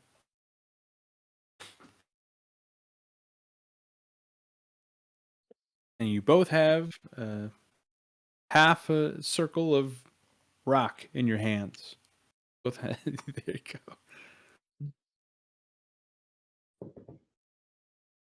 You guys want to head to the Teth, other side of the bridge? Yeah. Teth and Vern, being over there, you would see that on each of these pillars there is an inlay that is the same exact size as the rock that you had. It's about 10 feet up. These pillars are maybe 20 feet high. About halfway up each of these pillars, there is a hole for these rocks to go into. Hey guys, good to see you again. Clearly this is obvious now, but Teth, you have a good wingspan, and I hand Teth the rod. Can you put the half brain piece up there? Teth's still a little bit disoriented, but he's at least there enough to do To what lift a Vern says. rod in the air. Did he have to make a sanity check? I'm He did making a not. sanity check as we speak. Billy, the character, or the player, is making a sanity check. Yeah, I will do as Vern says and comply. Urzak will go to put the thing up and hesitate for a second. He's going to turn back and look at Vern. And I don't remember the very brief conversation I had with Lendis. He said to look after two people. They would need my help. It was Vern and one other person. It was I wouldn't make you roll for that. Was It was it- Vern and Teth. Okay. Before he puts it in, he'll turn to Vern. He'll turn to Teth and he'll say, I know we just said this and immediately didn't follow through on it, but the two of you stay close. You don't have to tell me twice. So. And he'll put the crest into the socket. Let's look back to Eric. Well, fuck us, right? Yeah, you guys are about to fall off the bridge of doom. Yeah, apparently. Yeah. So the moment both of the stones are inserted into the inlays, you can hear the sides, or you can hear the stone of the pillars start scratching against the metal of the grates, and the gate is just going to open from the center in. And the gate is going to go into both of the pillars. It makes a horrendous, loud, screeching sound. The caves of the walls are dropping dust and debris, and things are shaking. Strangely enough, Brackle and Vern, you'd be able to feel this. Brackle and Eric, sorry, Vern not as much because you're more on the ground. The bridge doesn't seem to be swaying at all. It is super solid in the midst of all this. Hmm. But the gate opens and you guys are able to see on through. Is Zapdos there? Yeah, we'll say 10 minutes has gone by. As the gate is open, Zapdos is just like fluttering there waiting for you. Hey, buddy, did you find an elevator for us? He will take as like the nanotech, his head will just like expand to be the size of a regular head, and it'll nod at you and then go back down to his tiny head size. Isn't there an age It's where- absolutely horrifying. Isn't there an age where it's like that for toddlers, where they have like really big heads, like little bodies? Yeah. It's like, yeah, toddlers in general, they just like grow disproportionately. So it happens a lot, actually, like very often. Yeah. Gives me weird Attack on Titan vibes. Oh, Titans no. running around. Oh my god, the Titans running are the best. Can I start? I want to ask Brackle, like you noticed that too. The bridge didn't move. Yeah, it seems strangely solid. Does that, does that ring a bell with like illusion magic to you? Because You could. Definitely could Oh be. God. this Either- isn't a chasm. We saw the stones thrown by Vern down into. Yeah. Not sure. you I don't know could how to you assess Imagine could like cast detect magic, or you could make an Arcana check. Right. If the two of you work together, one of you could roll with advantage, or you could both roll. why don't you roll twice, Eric? Listen, guys, you take 70 damage. You jump off the cliff. Really want to find out what's at the bottom. yeah.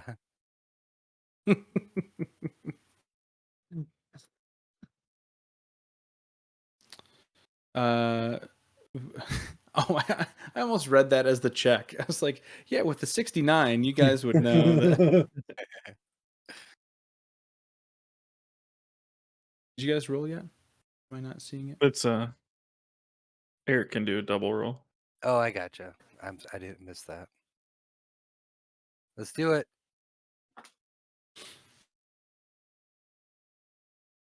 $16.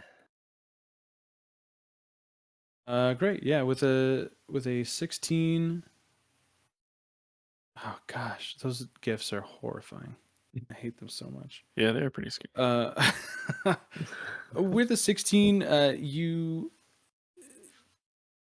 your history with magic isn't super arcane, so you actually have more of an advantage predicting what the bridge is about than what the chasm is about. It's likely some type of transmutation to fortify the individual wood planks and the ropes that are keeping everything together. You just, based on what it looks like, it doesn't seem very sturdy. It clearly has been transmuted to be very solid. And then just like a nature check on the wood would tell me like this was fortified with magic because otherwise wood's gonna rot. I mean, you heard Zelkai say he's been here for. Yeah, roll for nature. I'll let you roll a nature check. Okay. That's a double roll too, just because I'm a nature guy. Mhm. Like Ric Sure, Flair. boy. I'm Ric Flair, yeah. I'm on a fire. 21 for that. The 21, inspecting the wood, it does not feel like it should, based on how it looks. It looks run down and rotted through. It feels more like stone. You would say that it could be magically enhanced to make it tougher. It just feels like the wood has like fossilized almost. Mm-hmm. So it's a combination of magic and just being so old, and the cavern is not, it's not a damp place. It's super dry, so it just has hardened into fossilized wood over centuries. Yeah. Not to, take all the time, but like this cavern in general, does it sort of seem as if it's part of the mining history of this, area, this mine, or that it was naturally created by water and erosion and Make a history check. I would allow either Vern or Brackle to help you with that if either of them are, if you're kind of like talking through this as you're or going through even this thought being process. so subterraneous, tectonic, based. Yeah. I'd I know about mining, I guess. I Yeah, rolled roll with Brackle did. advantage. I rolled 18, but I didn't hear investigation. History? History. History. So 20. With a 20, you would recall, you with Brackle's help, with Brackle's knowledge, this was where you are now has never been documented on a map. The prison, you could probably glean through a historical lens. The prison itself was probably built because somebody had a hunch that this was here, way back when, but it was never capitalized upon until somebody contracted Ken Shapiro to lead the charge, drilling underneath the prison to get into this place. With all of that combined with your history and nature and all of this stuff, this does look like it's largely naturally formed, and then just kind of bolstered with magic. So a little bit of both, Mm-hmm. as far as you can tell. Awesome. I think I'm So- satisfied. So I'd like to go back up the hole at this point. All right, I'm logging off. It was a great session, guys. Thank you so much. Good one. Yeah. See you next Monday.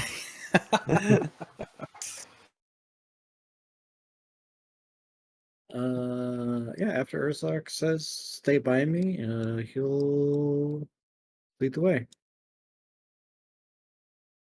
All right, as you make your way through, I guess I'll rearrange everything to put Urzak up front.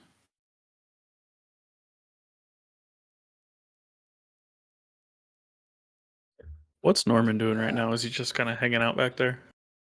He's chilling. Okay. Yeah, he's kind of just floating aimlessly. Just vibing.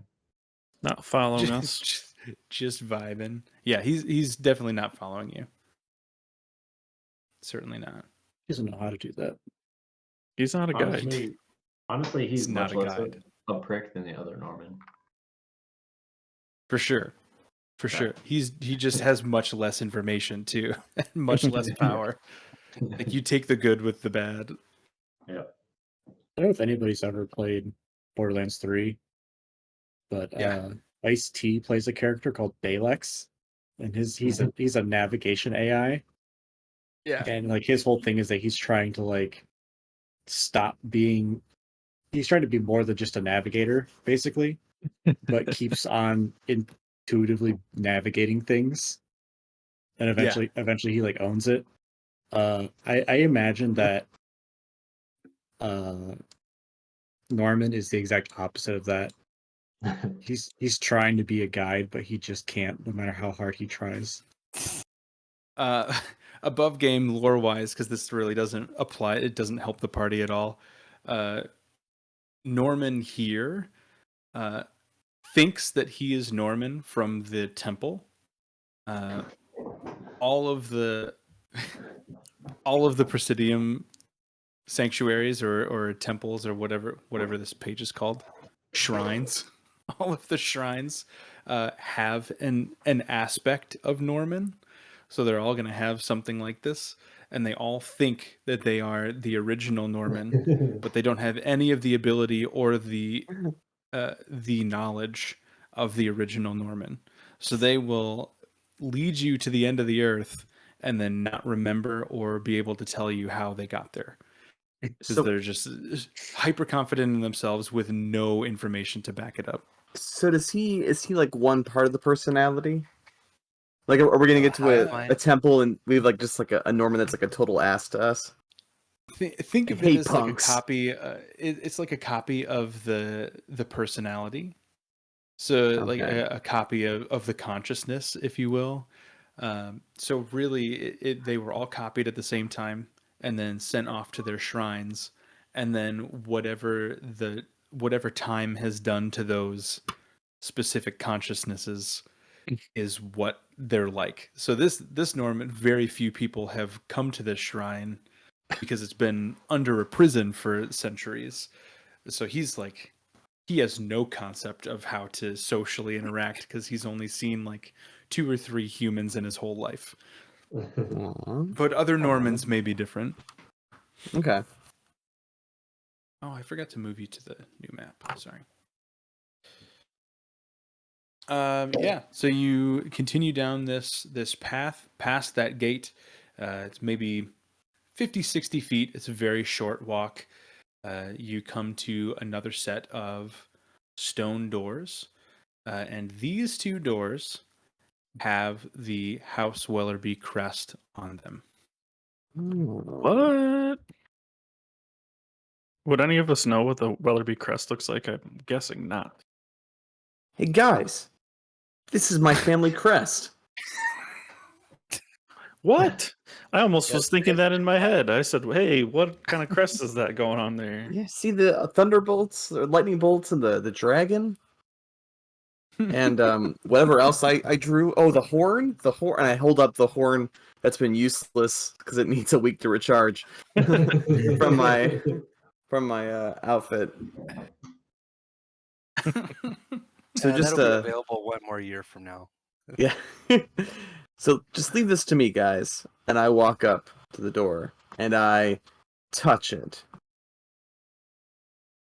Vern, as you touch the door, nothing happens right away, but it does feel the same as the door to the entrance of the entrance to the prison. It feels like the same material. This door also, strangely, feels much newer than the stone door. It looks and feels much newer than the stone doors that you encountered in the last cavern. It feels like it could have been installed very hurriedly, and it doesn't look like it fits in the space as you are feeling it. But it does act the exact same way as the door opening out into the prison block. Once you touch it, the seal or your house crest, the outline of it will faintly glow, a bronze color, bronze. Bronze. Yeah. Jesus, those dragons are so similar. It'll glow a faint bronze color, and it will slowly creak open from the center point, and it will open up for you guys. Well, I know I've asked this question already, but I've got to ask again. You have any idea why your family's associated with this place? Not a clue. I mean, we Yeah,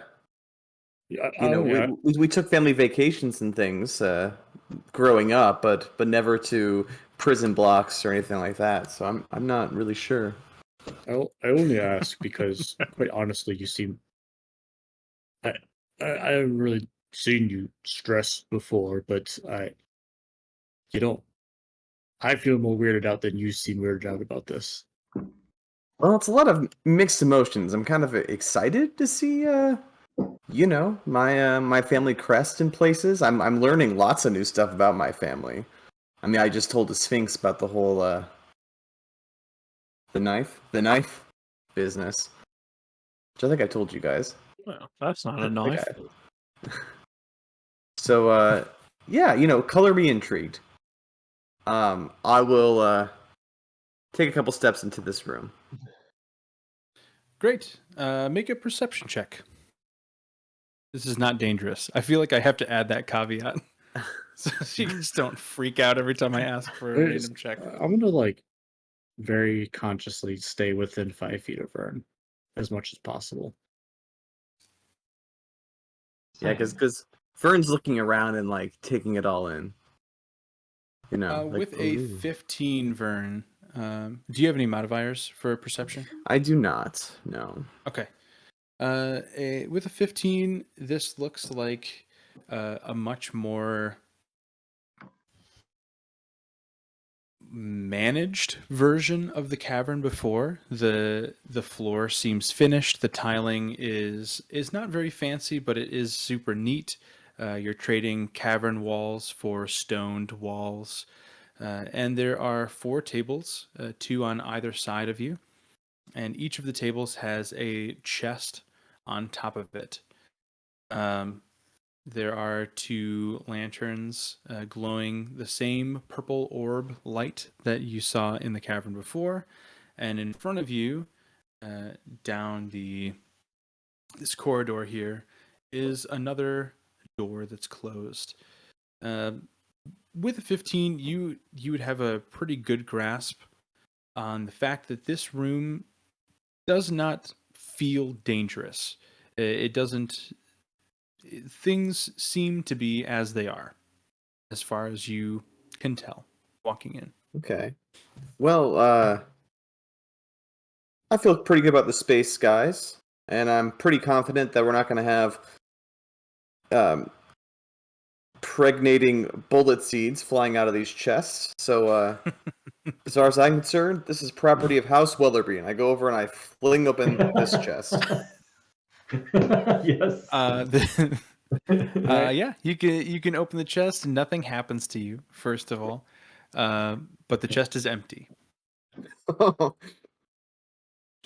The one thing that you can see inside of the chest, there is a brain made of the same makeup as the stone outside the door. It's not made in fine metals or gemstones or anything like that. Just kind of etched into the wood on the bottom of the chest. Okay. Well, guys, there's a brain in this chest. Do you all want to check the other ones?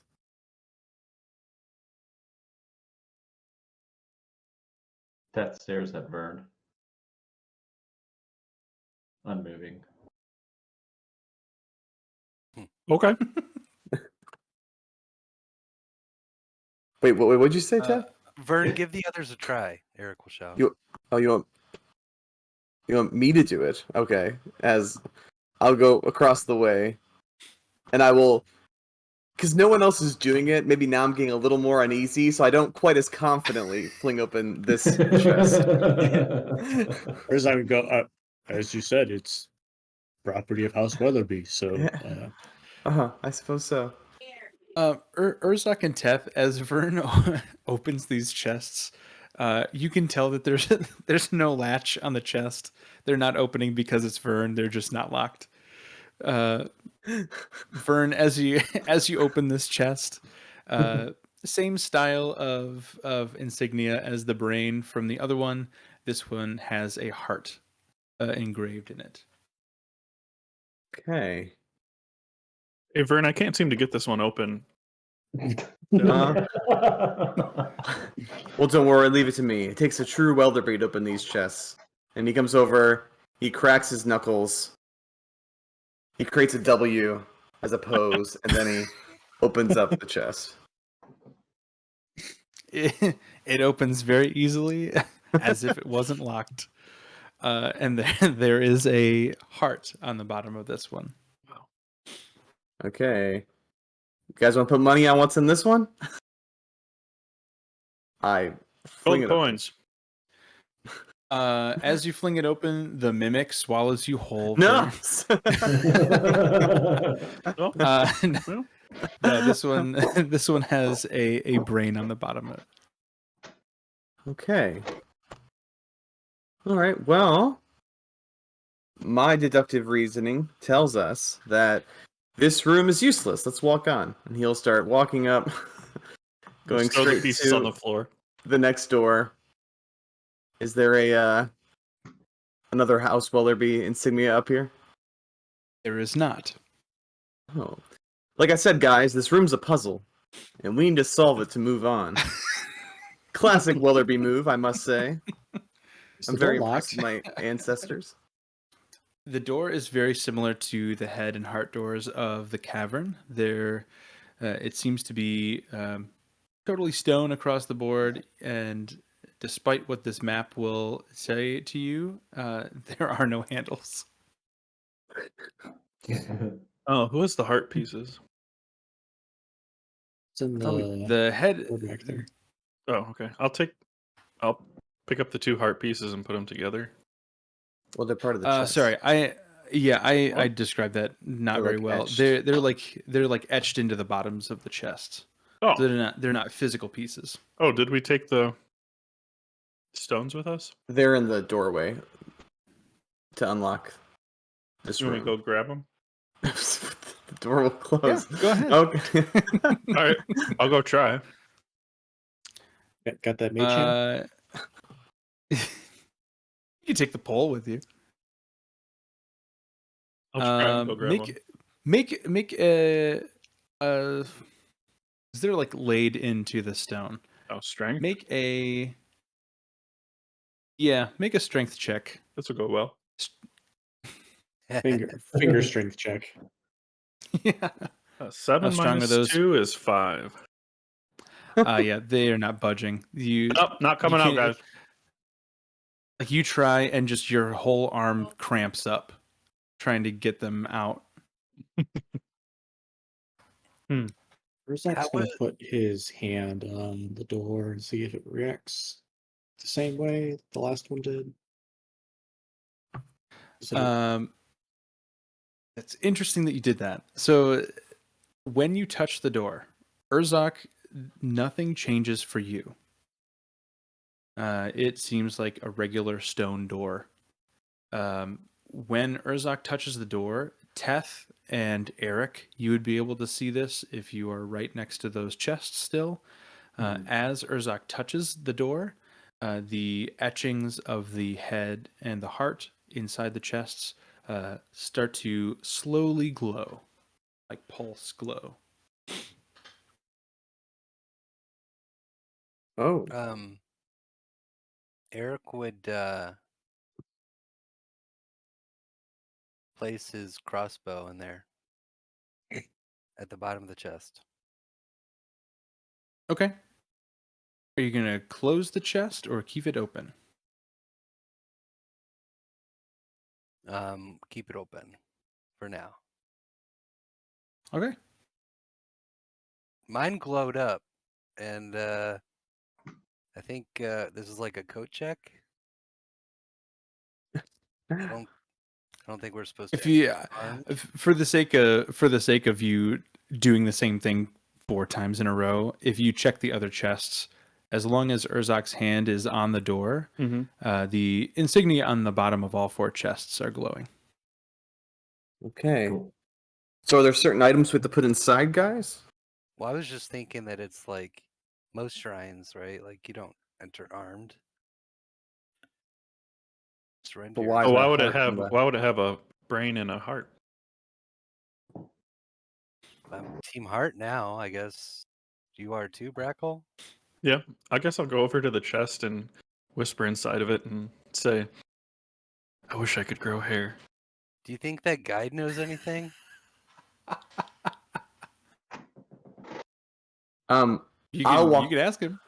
Wait, did anything happen to Brackle as he Yeah, whispered into the what- chest? No. Okay. Damn it! I want to walk over Only to self one. shame. I want to walk over to a heart. Is this a heart one? Yes.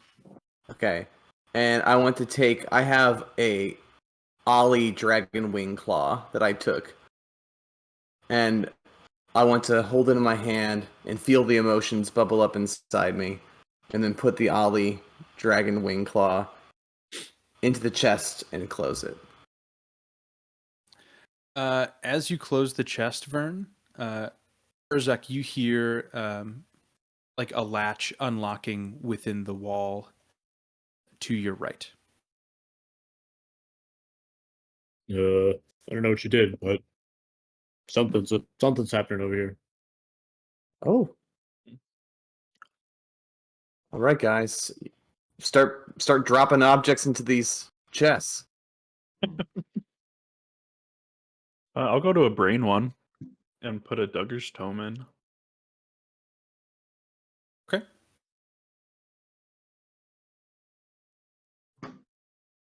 You're going to Okay. close it or Yeah. keep it open? I'll close it.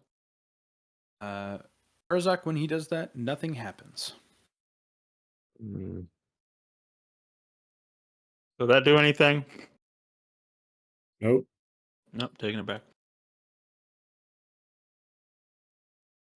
I have an idea. I'm gonna grab my ring that shows that I belong to an armorer's guild.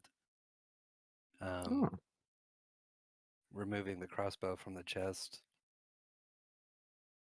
Now knowing that if you let me perceive that Vern's item was a sentimental Only a couple thing, feet away. right? Not a weapon that I was thinking. Mhm. So putting the ring in the bottom of the chest, the heart chest, and closing the top.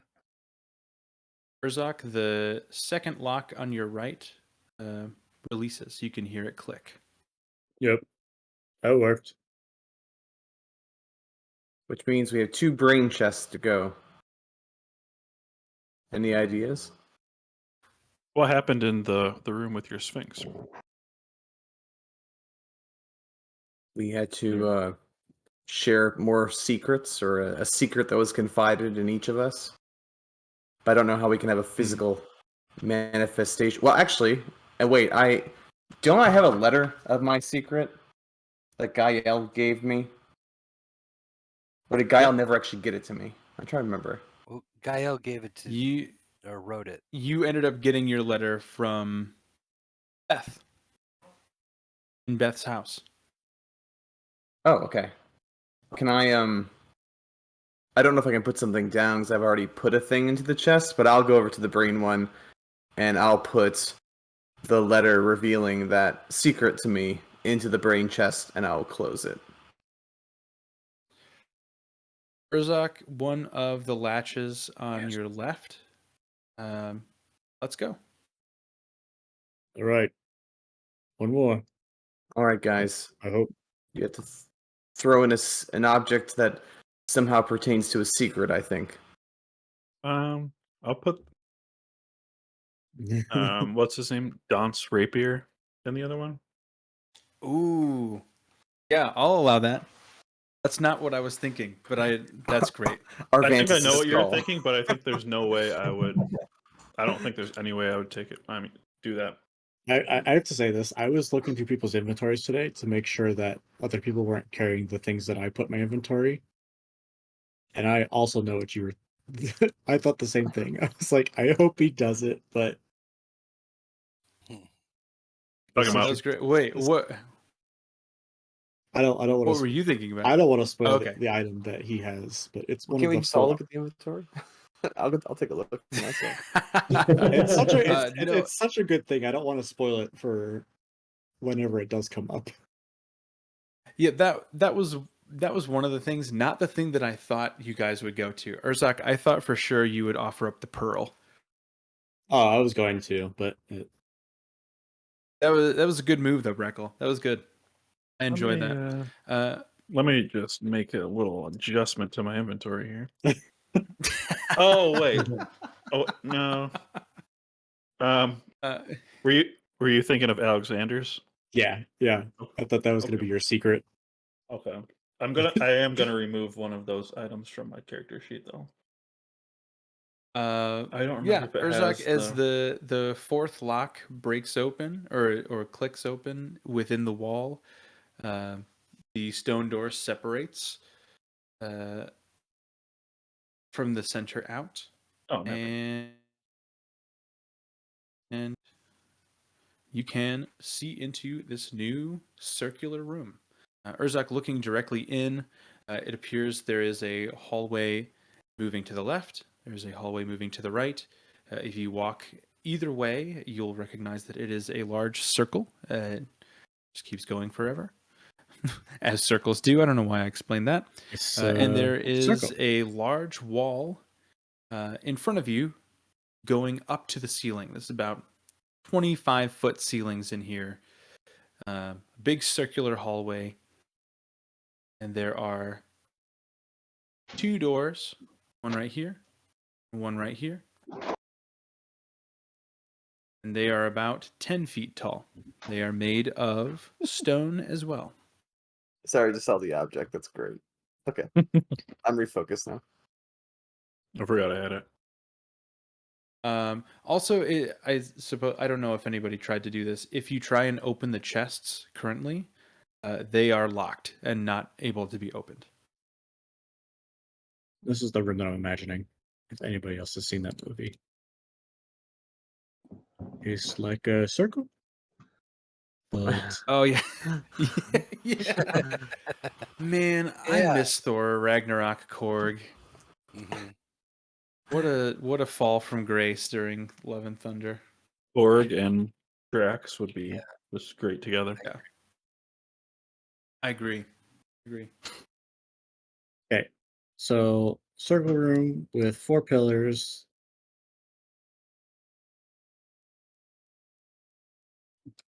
And what else is there anything? Is everything nondescript in here?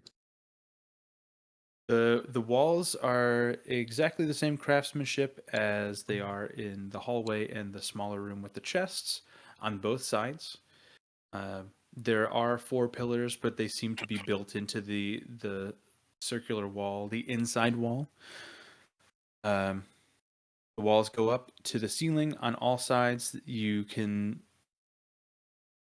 yeah, make an investigation check if you want I will cute investigate. details.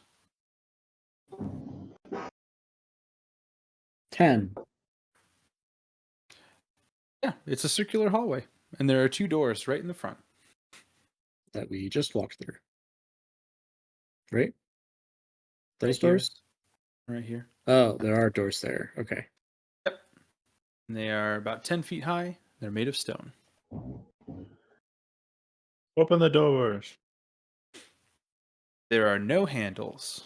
Push the doors. Which door do you put your hand on? The left one. Great. Brackle, as you push through, it acts just like the door that you saw with the head and the heart over top of it in the cave. This one does not have any insignia on or above or around it. It is just a smooth stone door. As you walk through, I'll let you make this decision when you're halfway through so you can kind of come back out and talk to the party about it. But as you walk through, you can see that this is a half circle shaped room. There is a wall splitting the center of this, going up all the way to the top.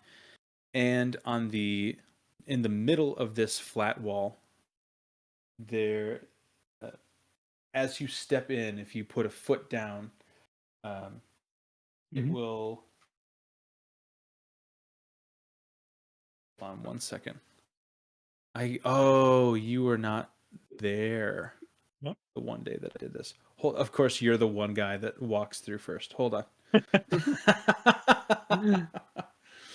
I appreciate on tanks, one but every second. once in a while you have to roll the dice. Right, right. That's true. I should have just Okay. jumped down the canyon. Right. I thought about it. But I'm not like just rolling with spell slots right now. You and me both, mustache brother.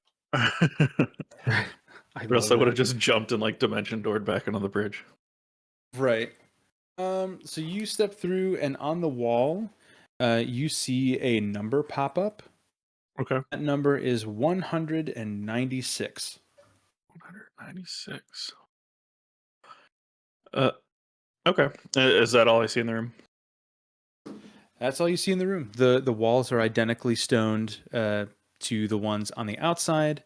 There are a few of the orb lanterns in there. There seems to be a vague circular insignia on the floor. Okay.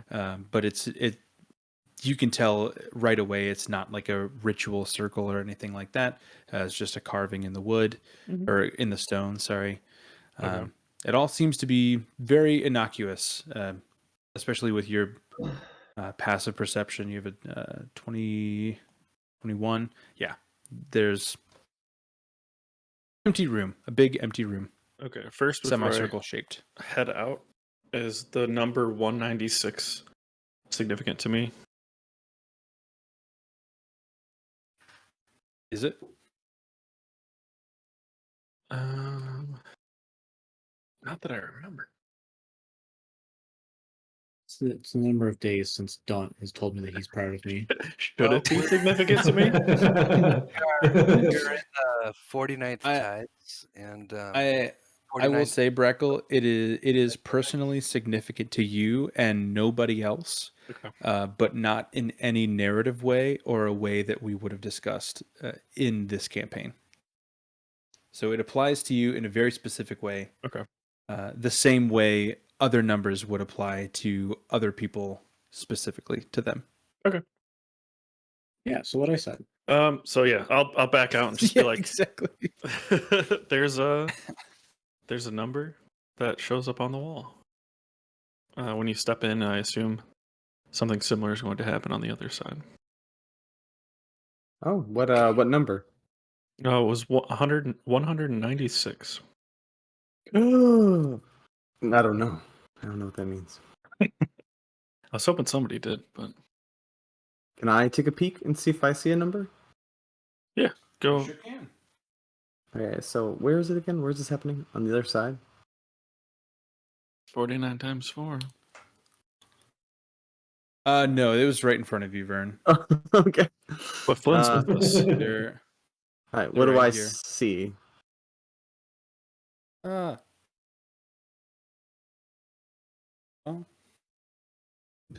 The door is moving apparently. As you step through, you notice the exact same things that Brackle would notice. It is a very nondescript room. There are a couple lamps in there, the purple orb lamps that have peppered the dungeon so far. There's a wall splitting the room straight down the center. And on that wall on the side, when you walk through, you see the number 273. Okay. Well, Brackle, don't mean to brag, but 273. I see they're posting our weight up there. Vern's at a loss for words and just smooths out the front of his jacket and like kind of sucks in his tummy a bit. It's all right. If I had access to cakes like you did. That's fair. All right, I have a possible answer. Both numbers can be factored by the prime number 7. Why don't you take a look in there, big boy? Coincidence? I think not. What was your number? Also, Vern? totally above game, Brad. 273. That the way that works out is crazy. Not at all the answer. Not the answer at all. Don't explore that.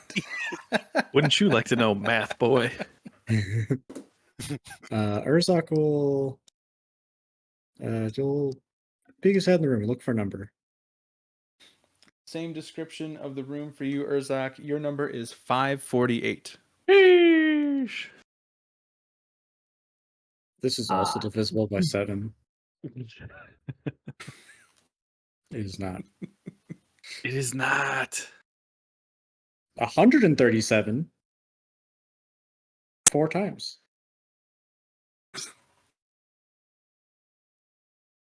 Hmm. I have no idea. So What if we do- all go in? I'm gonna look in the other door. did Vern not go in the other door? Or I Vern go in assume the same you door? went in the left door, yeah. Oh, yeah. Going in the right door, Brackle, you see the same exact thing. The only difference is the room is reversed from the other side, obviously. And you still see 196 up All right. on the wall. I'm guessing we have to make our numbers match. So everybody has to go in one by one, and then we'll have to split the party evenly, would be my guess. I don't know. Oh, okay. Do Can we I- figure out what everyone's number is then? So, Flynn, go take a gander. Flynn will walk in and he will come back out and give the number 298. And Eleanor, if you could be so kind. Eleanor's going to give you a glare. Now knowing what you all have figured out, she'll side eye you the entire time she's walking through, but she will oblige and she will walk through and come out with the total 193. Nice. You're. So Is this really our weight? when Eric checks, that's Your my weight number. plus your inventory weight. Okay, nice. So Eric's Oh, number might be. So Vern, you're not really that heavy. I was gonna You say. have stuff. You're carrying stuff. Yeah. So like Eric walks in and then I just put like my foot on the ground in there. Yeah. All right, Teth. Going Beth, let's in. see It's it. a big boy. Not the biggest boy though. Not quite. So mine's. Teth 270. will walk in and return with a number 537. Actually, I think shot. Teth technically is the most. He's the heaviest character, but with equipment and everything, Urzak beats him just by a little bit. It's all those weapons. Teth's armor is Teth's armor is super heavy. Is that everybody's weight? I believe the only person that has Eric? not gone in is Eric. Mhm. But assuming that you go in so you can get individual weights, Eric, your number is 273. Okay.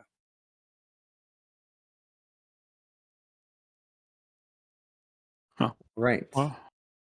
So what now? Now we do math. Do we have to? Aren't you guys happy we're playing Dungeons and Dragons? All right, All let's right. see. Let's see the Well, list again. 548, Let's 537. let's just try to stay as balanced as possible. So I'll go in one, Okay. Teth goes in the other. Okay, Yeah. that's good. Okay, and then the next heaviest person then- goes in the other one. And then So it'll be Flynn, Eric and I have the same weight, so we'll both go in. yeah, we'll do that. hmm And then Eleanor and I have almost the same weight. Mm-hmm. So we'll split. And That- Flynn. Which leaves Flynn. I'll just leave Flynn outside. Yeah, Flynn. Flynn will start to realize that it's probably not going to be in the cards for him to carry on. And he'll say, "If I must stay behind, I will guard the elevator until you get back." Yeah. No, I'm just kidding. Stay safe, Flynn. Unless you can make yourself weigh, I don't know, 18 pounds. I can make it. I don't foresee that happening. Oh, okay. So I we need suppose you could wild shape him, yeah. Yeah, like polymorph him. 18 pounds to Oh, go yeah. to. Well, I Like guess dog. 9 pounds to go to which side? Well, I guess what are the numbers reflecting Small dog. So we have all of us in here? Urzak, 548, and Vern, 73, and Eleanor at 193, which is 1,014. I mean, we could, Then if you you really have- wanted to mess with it, we could put like No. more heavy people on one side and then put Flynn on the other side, or you know what I mean? Like That's true. You could do just Urzak and Teth, and then throw everybody else and some equipment into the other side. yeah, or something weird like that. We could do that. Yeah, let's do that. I wanna bring around along Flynn. So we What is have 548. 5. They're at 1,085. Teth and Urzak. Yeah, what is the rest of the party combined? Yeah. I'm trying to- I think it's going to Um, be close, actually. Oops. I Damn think it. it is because we Fucked it up. chunk. 98.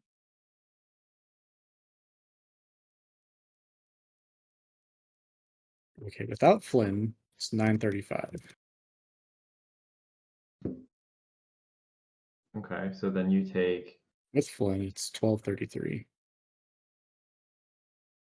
Can you subtract me if I wild shape into something? Without Eric, it would be Like with Flynn, but without Eric. okay, 960 without Eric. So the different you would have to weigh. You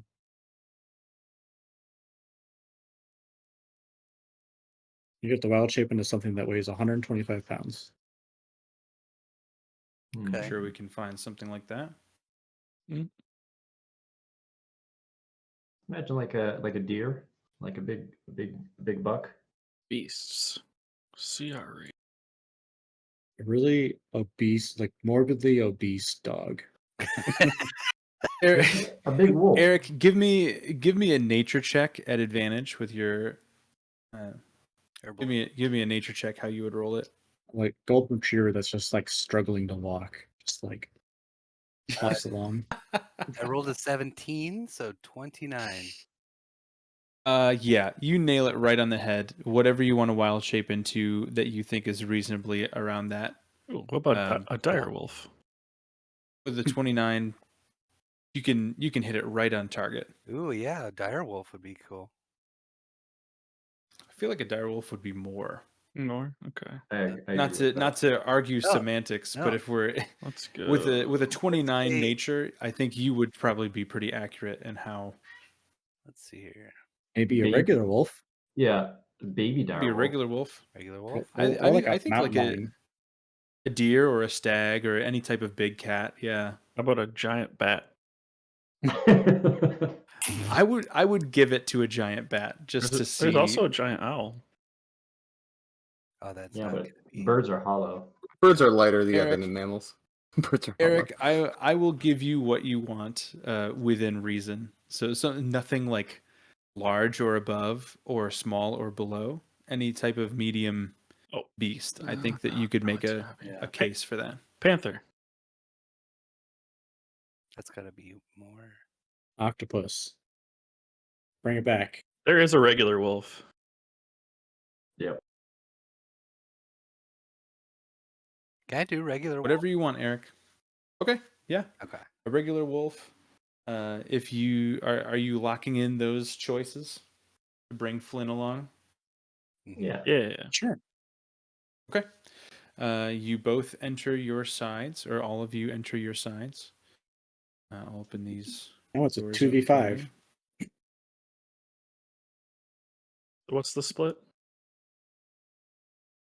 Everybody on one side, Urzak and Teth on the other side. Trying to Oh, go. sorry, I moved you, Vern. I meant to move Flynn. yeah. Sorry about that. That's all right. I was actually moving myself at the same time, and so I dragged my Vern icon to that side, and the Vern icon was already there. I was like, oh no, imposter. Great. Yeah. So as you walk in, both sides, you will see on this wall right here in the middle, the number 1085. Of course, the wall is moving. And right as that number hits on both sides, Eric, I'll move you in there. Right as the number hits, these doors will close again. And you are locked into your side, and you can all start feeling the elevator that you have successfully made it into start to move down. And replacing the number in the wall, you will see a countdown from 60. You can assume that there is an hour ride downwards. Jesus. You know, in hindsight, Urzak, we probably should have Vern on the side, but The two protectors of me. So Just stay within 10 feet of the wall, Vern. yeah, just like hug the wall. Just like, all right, gang, time for a short rest. Yeah. Yeah, you can take a short rest if you'd like. You have an hour descent down into the depths of wherever you're going. I wish I could spend would my hit anybody die to get like spells. to? Oh, I know Okay. what I want to do. Sorry, there was like 8 people who wanted to do something before me. No, you're good. You go first. I would like to try and identify the wand and the book from the pit. If I have to choose one, I choose the wand. Yeah. Let me hold on one second. The wand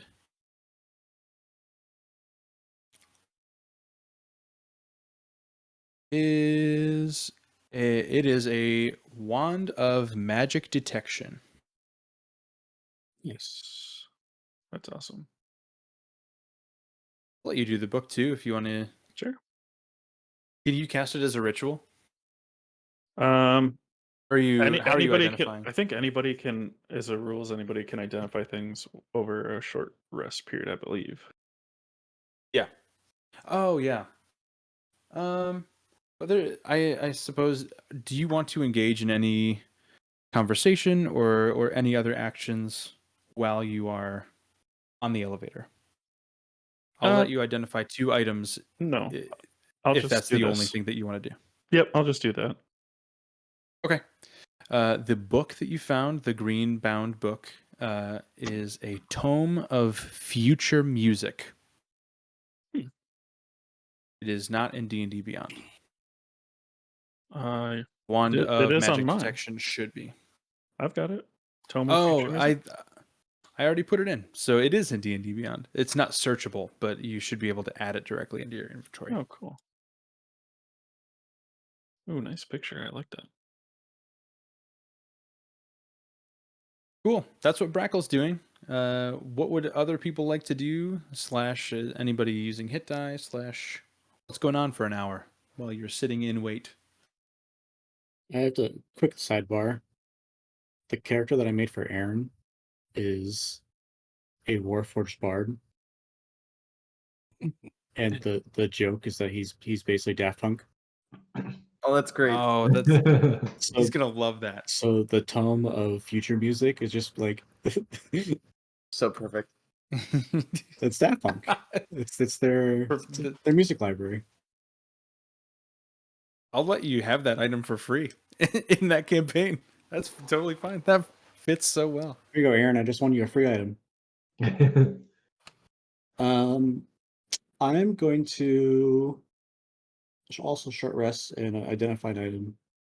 I'm just going to do the Reaping Blade because that's the thing that you already put in my inventory.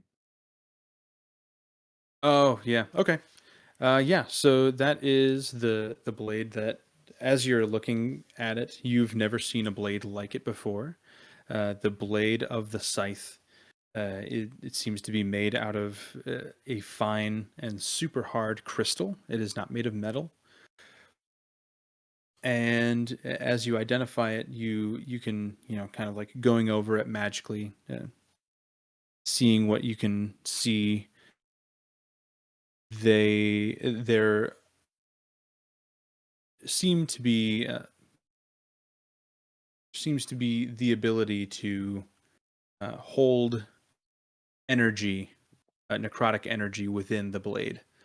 So if a creature within your radius, within I think 60, 30 or 60, 60. If a creature within 60 feet of you dies, you can reap their soul and use it to keep yourself alive if you have to roll death saves in the future. So, question. Yeah. Do I have to be wielding the weapon to use those features? Yes. Okay.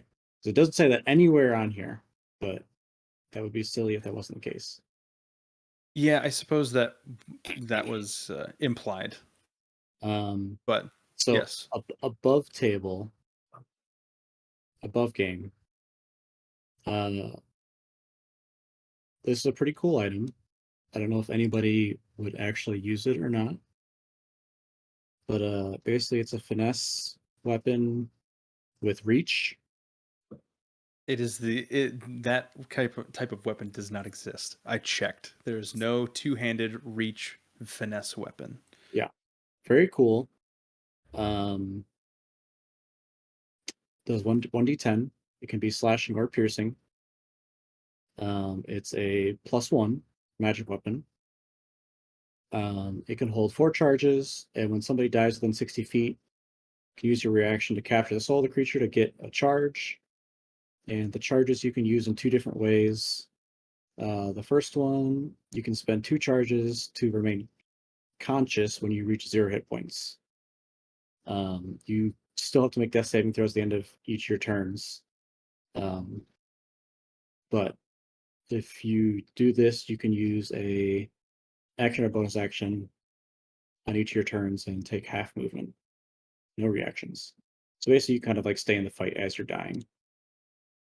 The second feature is you can spend 1 charge to change a death throw failure into a success.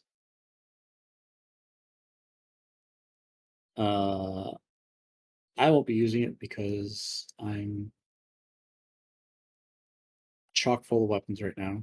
But everyone wants to use it. I think it also may go against Urzak morally. Yeah, it's And straight. take your life force Why to you- keep myself alive. Oh, what do you mean? I capture dragon souls all the time. That's true. He's And you cast Dovahkiin. Hunger of Hadar, so I did do that. I might be able to use that one actually. My rapier's a 1d8, so it would do more damage. That's very cool. So, yeah, I will spend that time identifying. I'm also gonna give Teth something to identify if he wants. Okay. Sure. I have a selection of things. I have a pike. And I have a ton of fucking potions. yes. Some ingredients, right? For I also have assumed we ingredients, just gave yes. them to you, Eric. Yeah, I think we'd already given this to you. is the black sap an ingredient, or is that? That is a vial. That is it's a vial.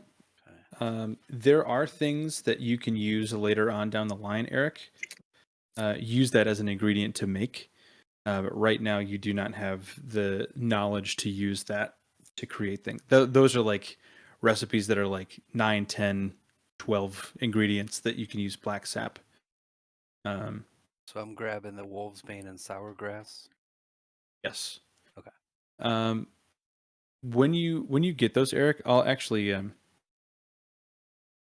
I will let you retcon this to when you got those. Make a medicine check.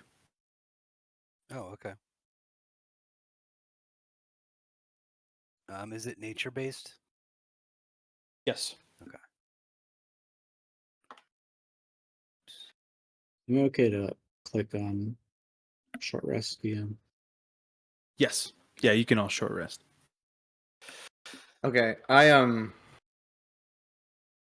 just so I can do something with it. I was looking at the talking doll that I have in my inventory that I can Okay. program to say things during a short rest. So I get 6 phrases that have triggers, and none can be more than 6 words long. So I tried to write down some ideas right now. It's kind of generic ones, but I made it so that I have at least I have 3 commands that could be useful. So if touched when picked up off the ground, it's gonna say "Look out behind you." I love that. If it's caught in the air and touched, it's gonna start a countdown, going 5, 4, 3, 2, 1, and then say the word "boom." Okay. And then if it is asked a question, it's going Oh, to there you go. whisper, "Let's go outside. I have secrets." So those are the three ideas. That's hilarious. I love all 3 of those. Okay. Do you want me to write them down somewhere? Yeah, write them in your character sheet, Okay. in your notes section, or wherever you want to use them. Cool. Eric, with a 9. Hold on. It wasn't that. It was. Okay. Oh yeah, obviously. I was rolling Yeah. for the wolf, And then I decided to just roll in person, so I got 13 hit points for the wolf. Okay. 17 plus my medicine is 10, so 27. With a 27, upon receiving these from Brackle or Urzak, whoever gives them to you, you would immediately know that these are 2 of the 3 ingredients that you would need to make basic truth serum. Gotcha. And there's a lot. Like a whole bundle of sour grass and 3 doses of wolfsbane. So that they had a lot of these ingredients on hand. Okay.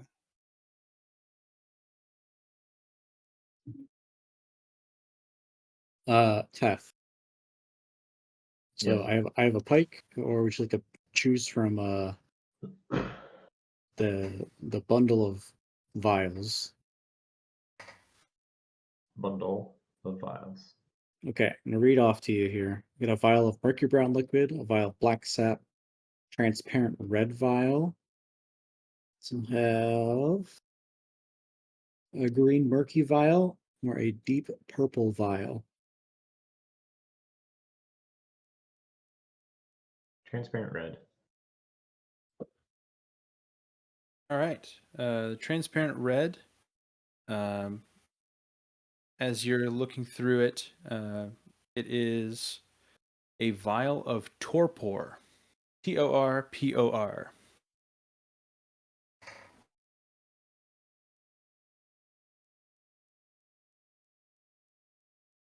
It's a poison. I was gonna say I have no idea. Hey, what it's that a is. weed. It is a poison that it poisons the target and it incapacitates them. Might be what they used on Eleanor. Maybe. It's very possible. Here you go. All I think right. it works. Brackle is all tied up in doing his thing. Cuckoo Gaga bitch. Hilarious. Trent is doing his doll. Everybody's doing their hit die. I have one more thing I want to add to my doll. Okay. Because Okay. I have 6 program. I have 2 more phrases. If it's touched by Eleanor, I want it to say Urzak likes you, and if touched by Urzak, I want it to say Eleanor likes you. Beautiful. That's amazing. Yes. I'm so not for this, but I still think it's hilarious. It's so good. It's so funny. We could Yeah, roll that's for great. herbalism kit recipes. Oh yeah. Yeah. So Do that. I'm doing that as a wolf, which I find funny. Right. We'll say that. Yeah, that's fine. Well, it's funny too, because like I used my wild shape and then short rest, so I get it back. But I'm also still at 5 hours of wild shape after. Right. Yeah. I'm assuming the elevator needs me to stay in the wolf shape, so weight doesn't change. Correct. Yeah. I can do whatever after we're at our destination. So 3 common, 2 uncommon, and 1 rare recipe That is correct. at this level. Mm-hmm. How would you like me to roll? Okay. Let me get down to the herbalism kit that we have.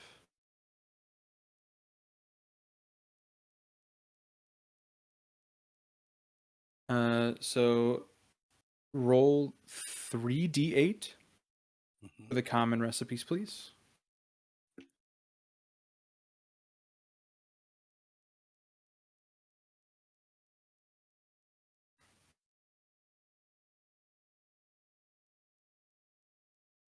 Ooh. 2 1s and a 4. Reroll one of the ones. Reroll 1. Okay. 1, 4, and 2. Okay. So you know with your herbalism kit the recipe for antitoxin, potion of healing, and let's see. Pepper peppers. You know how to make pepper peppers.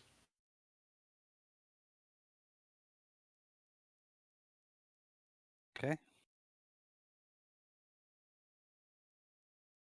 Roll. Is it two uncommon, right? 2d12.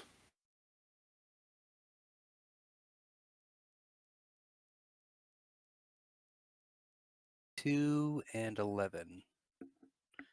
Okay. You can make the brew of Babel and a potion of shape-shifting in both of those. Ooh. Brew of what? Brew of Babel Okay. and a potion of shape-shifting. Okay. And then roll 1d8 for the rare recipes, please. Okay. 2. With a 2, you know how to brew liquid luck. Oh yeah. Very nice. Those are good pulls, man. All right. I had in my notes for Urzak to identify a spell scroll, but I think that was Flesh to Stone, maybe. Yes. And then you did. Yep, we already... Okay. Urzak looked at it already.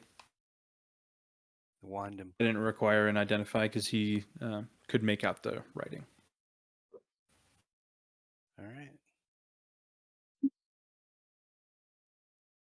Cool. Yeah, there's an... After all of that, you have 40 minutes or so.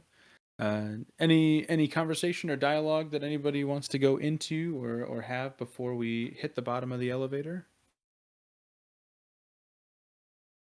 If not, we can skip to the bottom. I Also consider whose side you're on and who you can or can't talk to. Now that I'm a Right. wolf, do I hear or smell anything in the party? Like because of my heightened senses? BO. Yeah, that's totally the answer. I don't think so. No, nothing of note. I am. Like, you have stage 4. Oh no! Jeez. No. Oh, it gets heavy. Brackle just keeps farting in the corner. Blaming it on Eric. Imagine Eric. He's just doing the dog whistle like sound with his mouth, so no one can hear it except for Eric. Freaking out in the corner. Yeah. Don't piss me off right now. I want to take my doll, and I want to be like, Eleanor, what do you think of this doll? And hand it to her. Yeah, she'll take it. And it says Urzak likes you. And if I could, I'd love if the doll could like wink. As part of that. I'm gonna give you one chance to make a persuasion check for her not to rip the head off of the doll. Oh no!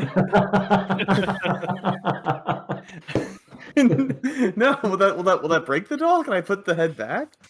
You're an I artificer. think it'll break maybe. the doll. It's like- yeah. I'll be like, shh. I'm like, no, naughty Dolly. She's a strong, independent woman. She doesn't need Urzak. And I will take the doll away, and I will slap it on its nose and say that it's All right. naughty. Make a persuasion check. And it says "Goo gaga bitch." Okay. Programming that she destroys it. Don't worry, I Okay, can at mend least it. this has a good modifier. Oh yeah, that's true. Ooh. Oh shit. So she actually's like, she's like, no, I don't want to destroy the doll. In fact, I have Give a it back to confession. me. You might be in love I'm with. not giving it back to you. Yeah. She'll look at the doll in disgust, and look up at you, and just walk away to the other side.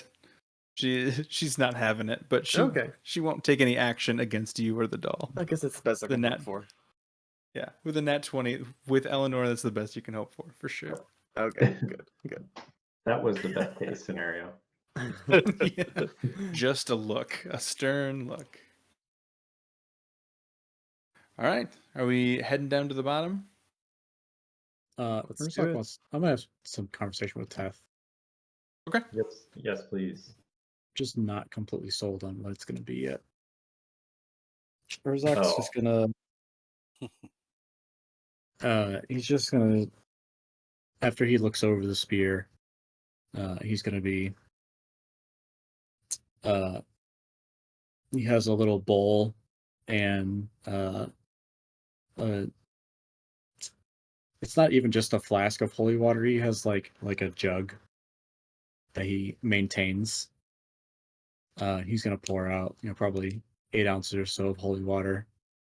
And he's gonna be taking bandages and soaking the bandages and then applying them to his lesser wounds and addressing them throughout the short rest. And he's gonna look over at the blade on the ground. It's occasionally giving off a dull glow. And he'll turn up to Teth and say,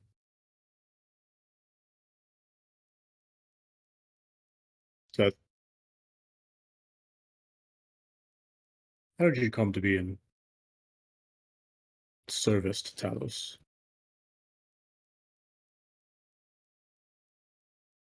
Well, it did not start out that way. I was created. Then after some time,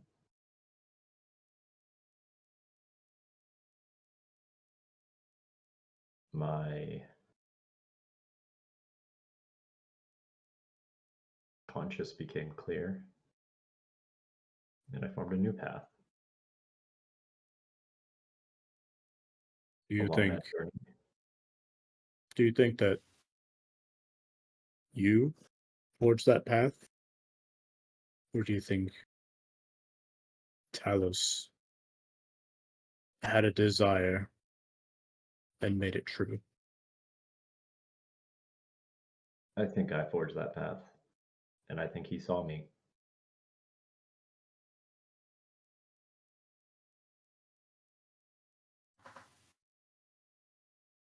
Don't get me wrong. I do truly, more than I can express in mere words, love my God. But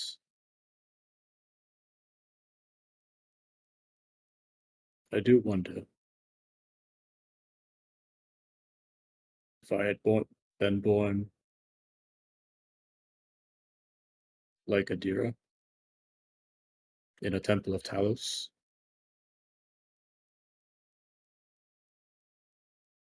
would I have made my way to Lendis?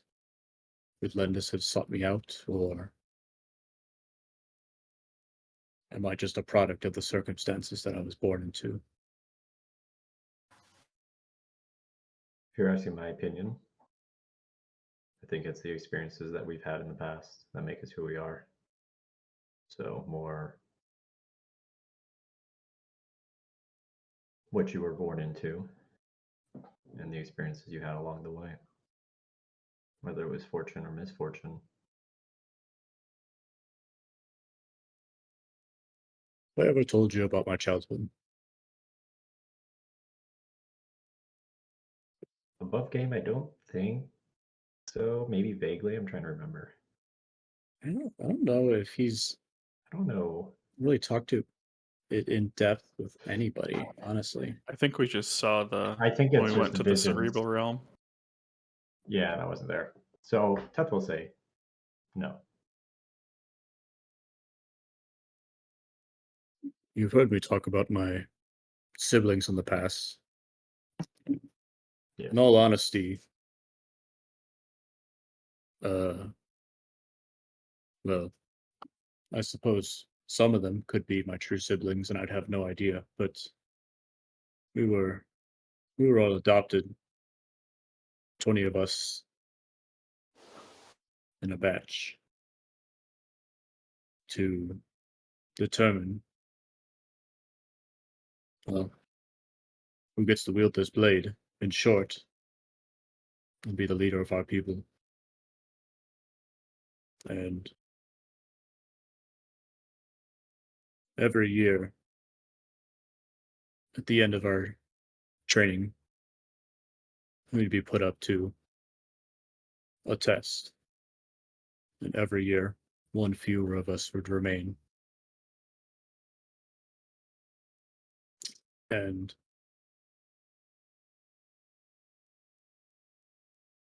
well, I guess maybe you're not even the one to talk to about this, but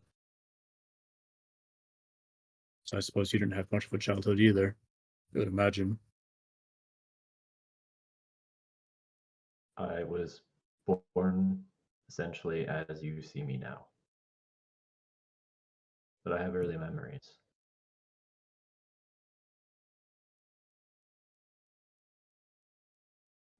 I guess, I don't know. Do you ever feel robbed of your adolescence? I've definitely felt robbed of things. Um,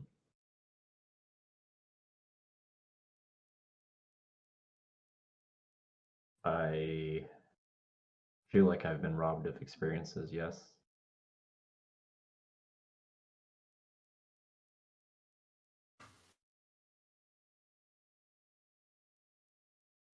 I know for me, duty is all I have for probably the rest of my life, assuming I live to see the end of it. But what'll you do after, I don't know, whatever this is over? What will I do after the orbs? Uh, Or I guess we get the people back to where they belong, and I guess take down Visic and destroy whatever kind of shadow government it seems that this place is running on. I guess I'm speaking only to my goals. selfishly, things that make me happy in the sense that find other things that I enjoy, or whether it's rebuilding or fishing or collecting insects, I suppose. I have also not had the luxury of thinking about that too much because it turns out that the person who, well, Physic, is apparently the person that I have been chasing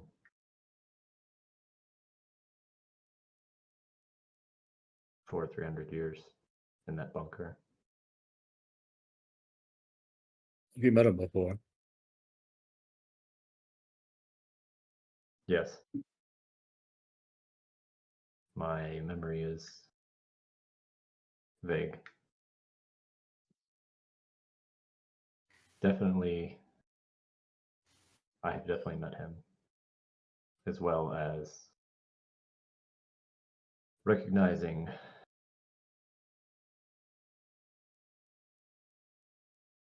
to an extent. Obviously, you saw how Gael reacted to me. We very well knew each other. believe the same as with Flinnan does. Though, again, well, maybe you can be the only person that can sympathize, but memory is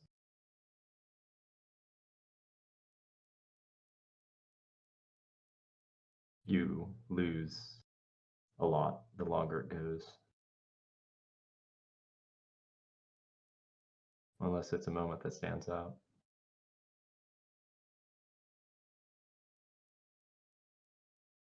I do feel the man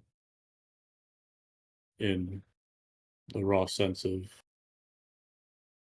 he could not just end my life, but the lives of many of those that I care about. I secretly hope that as we find more of these others, that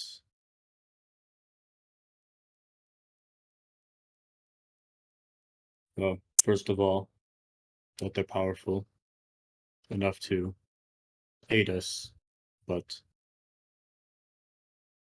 I also hope that they, I don't know, are invested enough in this world to help us take us back before we send them home. I feel like there are definitely those who would rise with us.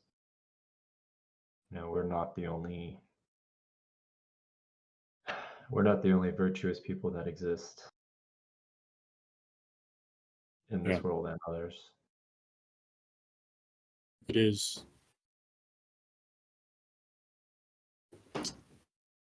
complicated, difficult to convince people of what we're after without sounding like complete fucking lunatics.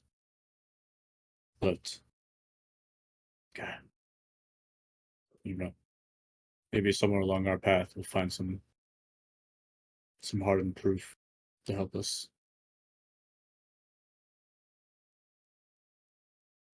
We should definitely pursue with that in mind moving forward.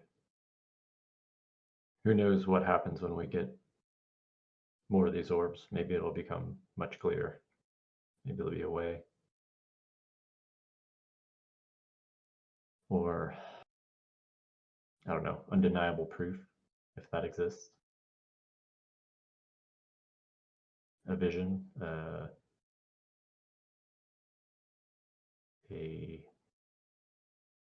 message, or I don't know,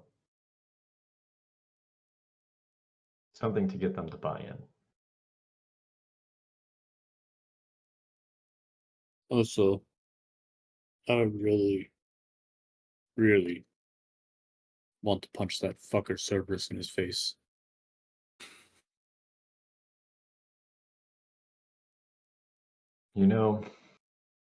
There was a part of me whenever we were in the bunker, we were deciding what to do with Wraith at that moment. And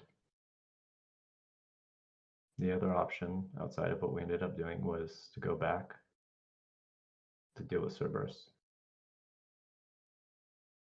I kind of regret not going back and dealing with him there. It was a perfect opportunity. Yeah. That being said, we didn't have the information at the time, just suspicions, perhaps.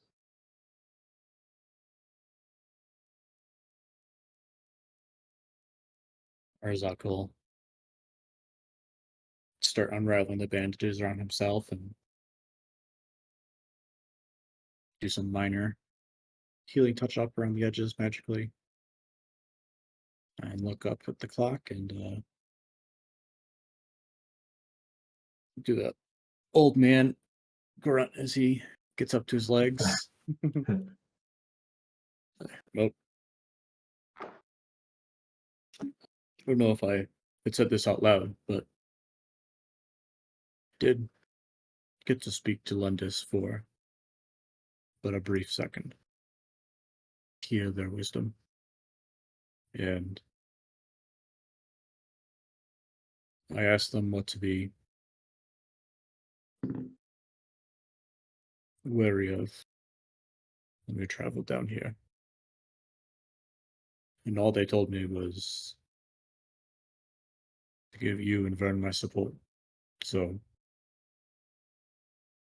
I really mean it when we need to stay close.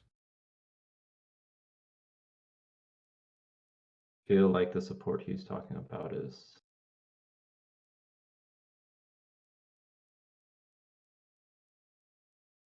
more mental than anything else.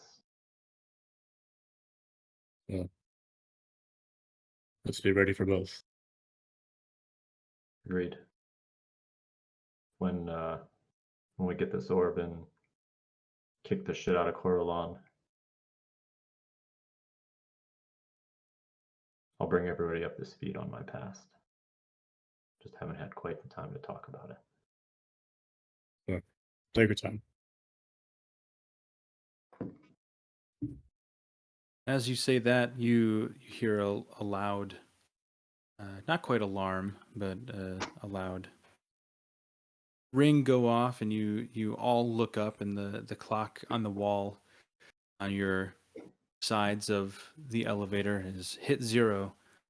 You look over to the doors, and it does not open into a room like you left. It's not circular. It is not man-made, as far as you can tell, in the slightest. It opens out into a small cave that winds around. And as you follow that cave, it's very short. It opens up into a huge cavern, much bigger than any of you would think would possibly exist beneath the earth. So big that it makes the hour-long trip down make much more sense.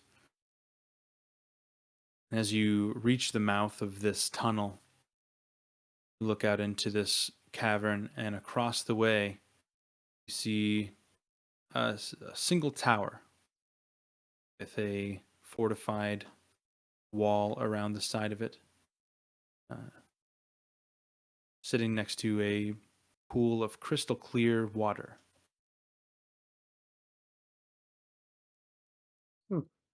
And that is where we will leave off for tonight. Ready. Hell yeah. You're very pretty pretty. Awesome session, guys. Sweet. That was great. That was a lot Yeah, of fun. yeah. Good job. We got talking. almost Good. to the end. Almost. It was so close. Listen, we really had to power through the last hour and a half, Barlos. We were like, we got to get something done. There were a lot of DM in the for the sake of not looking through all 4 chests. Yeah. Here's the answer. I think we No, that we was would great. gone and done that anyways, but still. Yeah. Mhm. Yeah. Awesome, guys. Yeah, that was really good. Great moments from everybody. Some clutch rolls for those ingredients or those recipes, Eric. Those are going to come in handy. There's some cool Mm-hmm. things you can make. And Yeah. your doll's head was not ripped off, Trent. Yeah, that's lucky. My doll is okay. That's a huge I'm looking plus. at just to show you my thought process when it came to programming that doll. I also looked up the different bop it commands because I was gonna make the doll like a bop it we could play. But when you got the things like flick it and pull it, I was like, I don't think we should do it with a humanoid doll. But I still have the tab open, so I'm gonna close that now. Goodbye. Maybe not with a baby. Yeah, no, the small child doll. little uncomfortable. Hilarious. All right, guys, I'm gonna hop All right. off. Awesome session. Thank you all very much for going along with it. Thank Appreciate you. Hey guys. Yeah. Yep. See you guys. Awesome. See you next All week. right. Bye. Bye.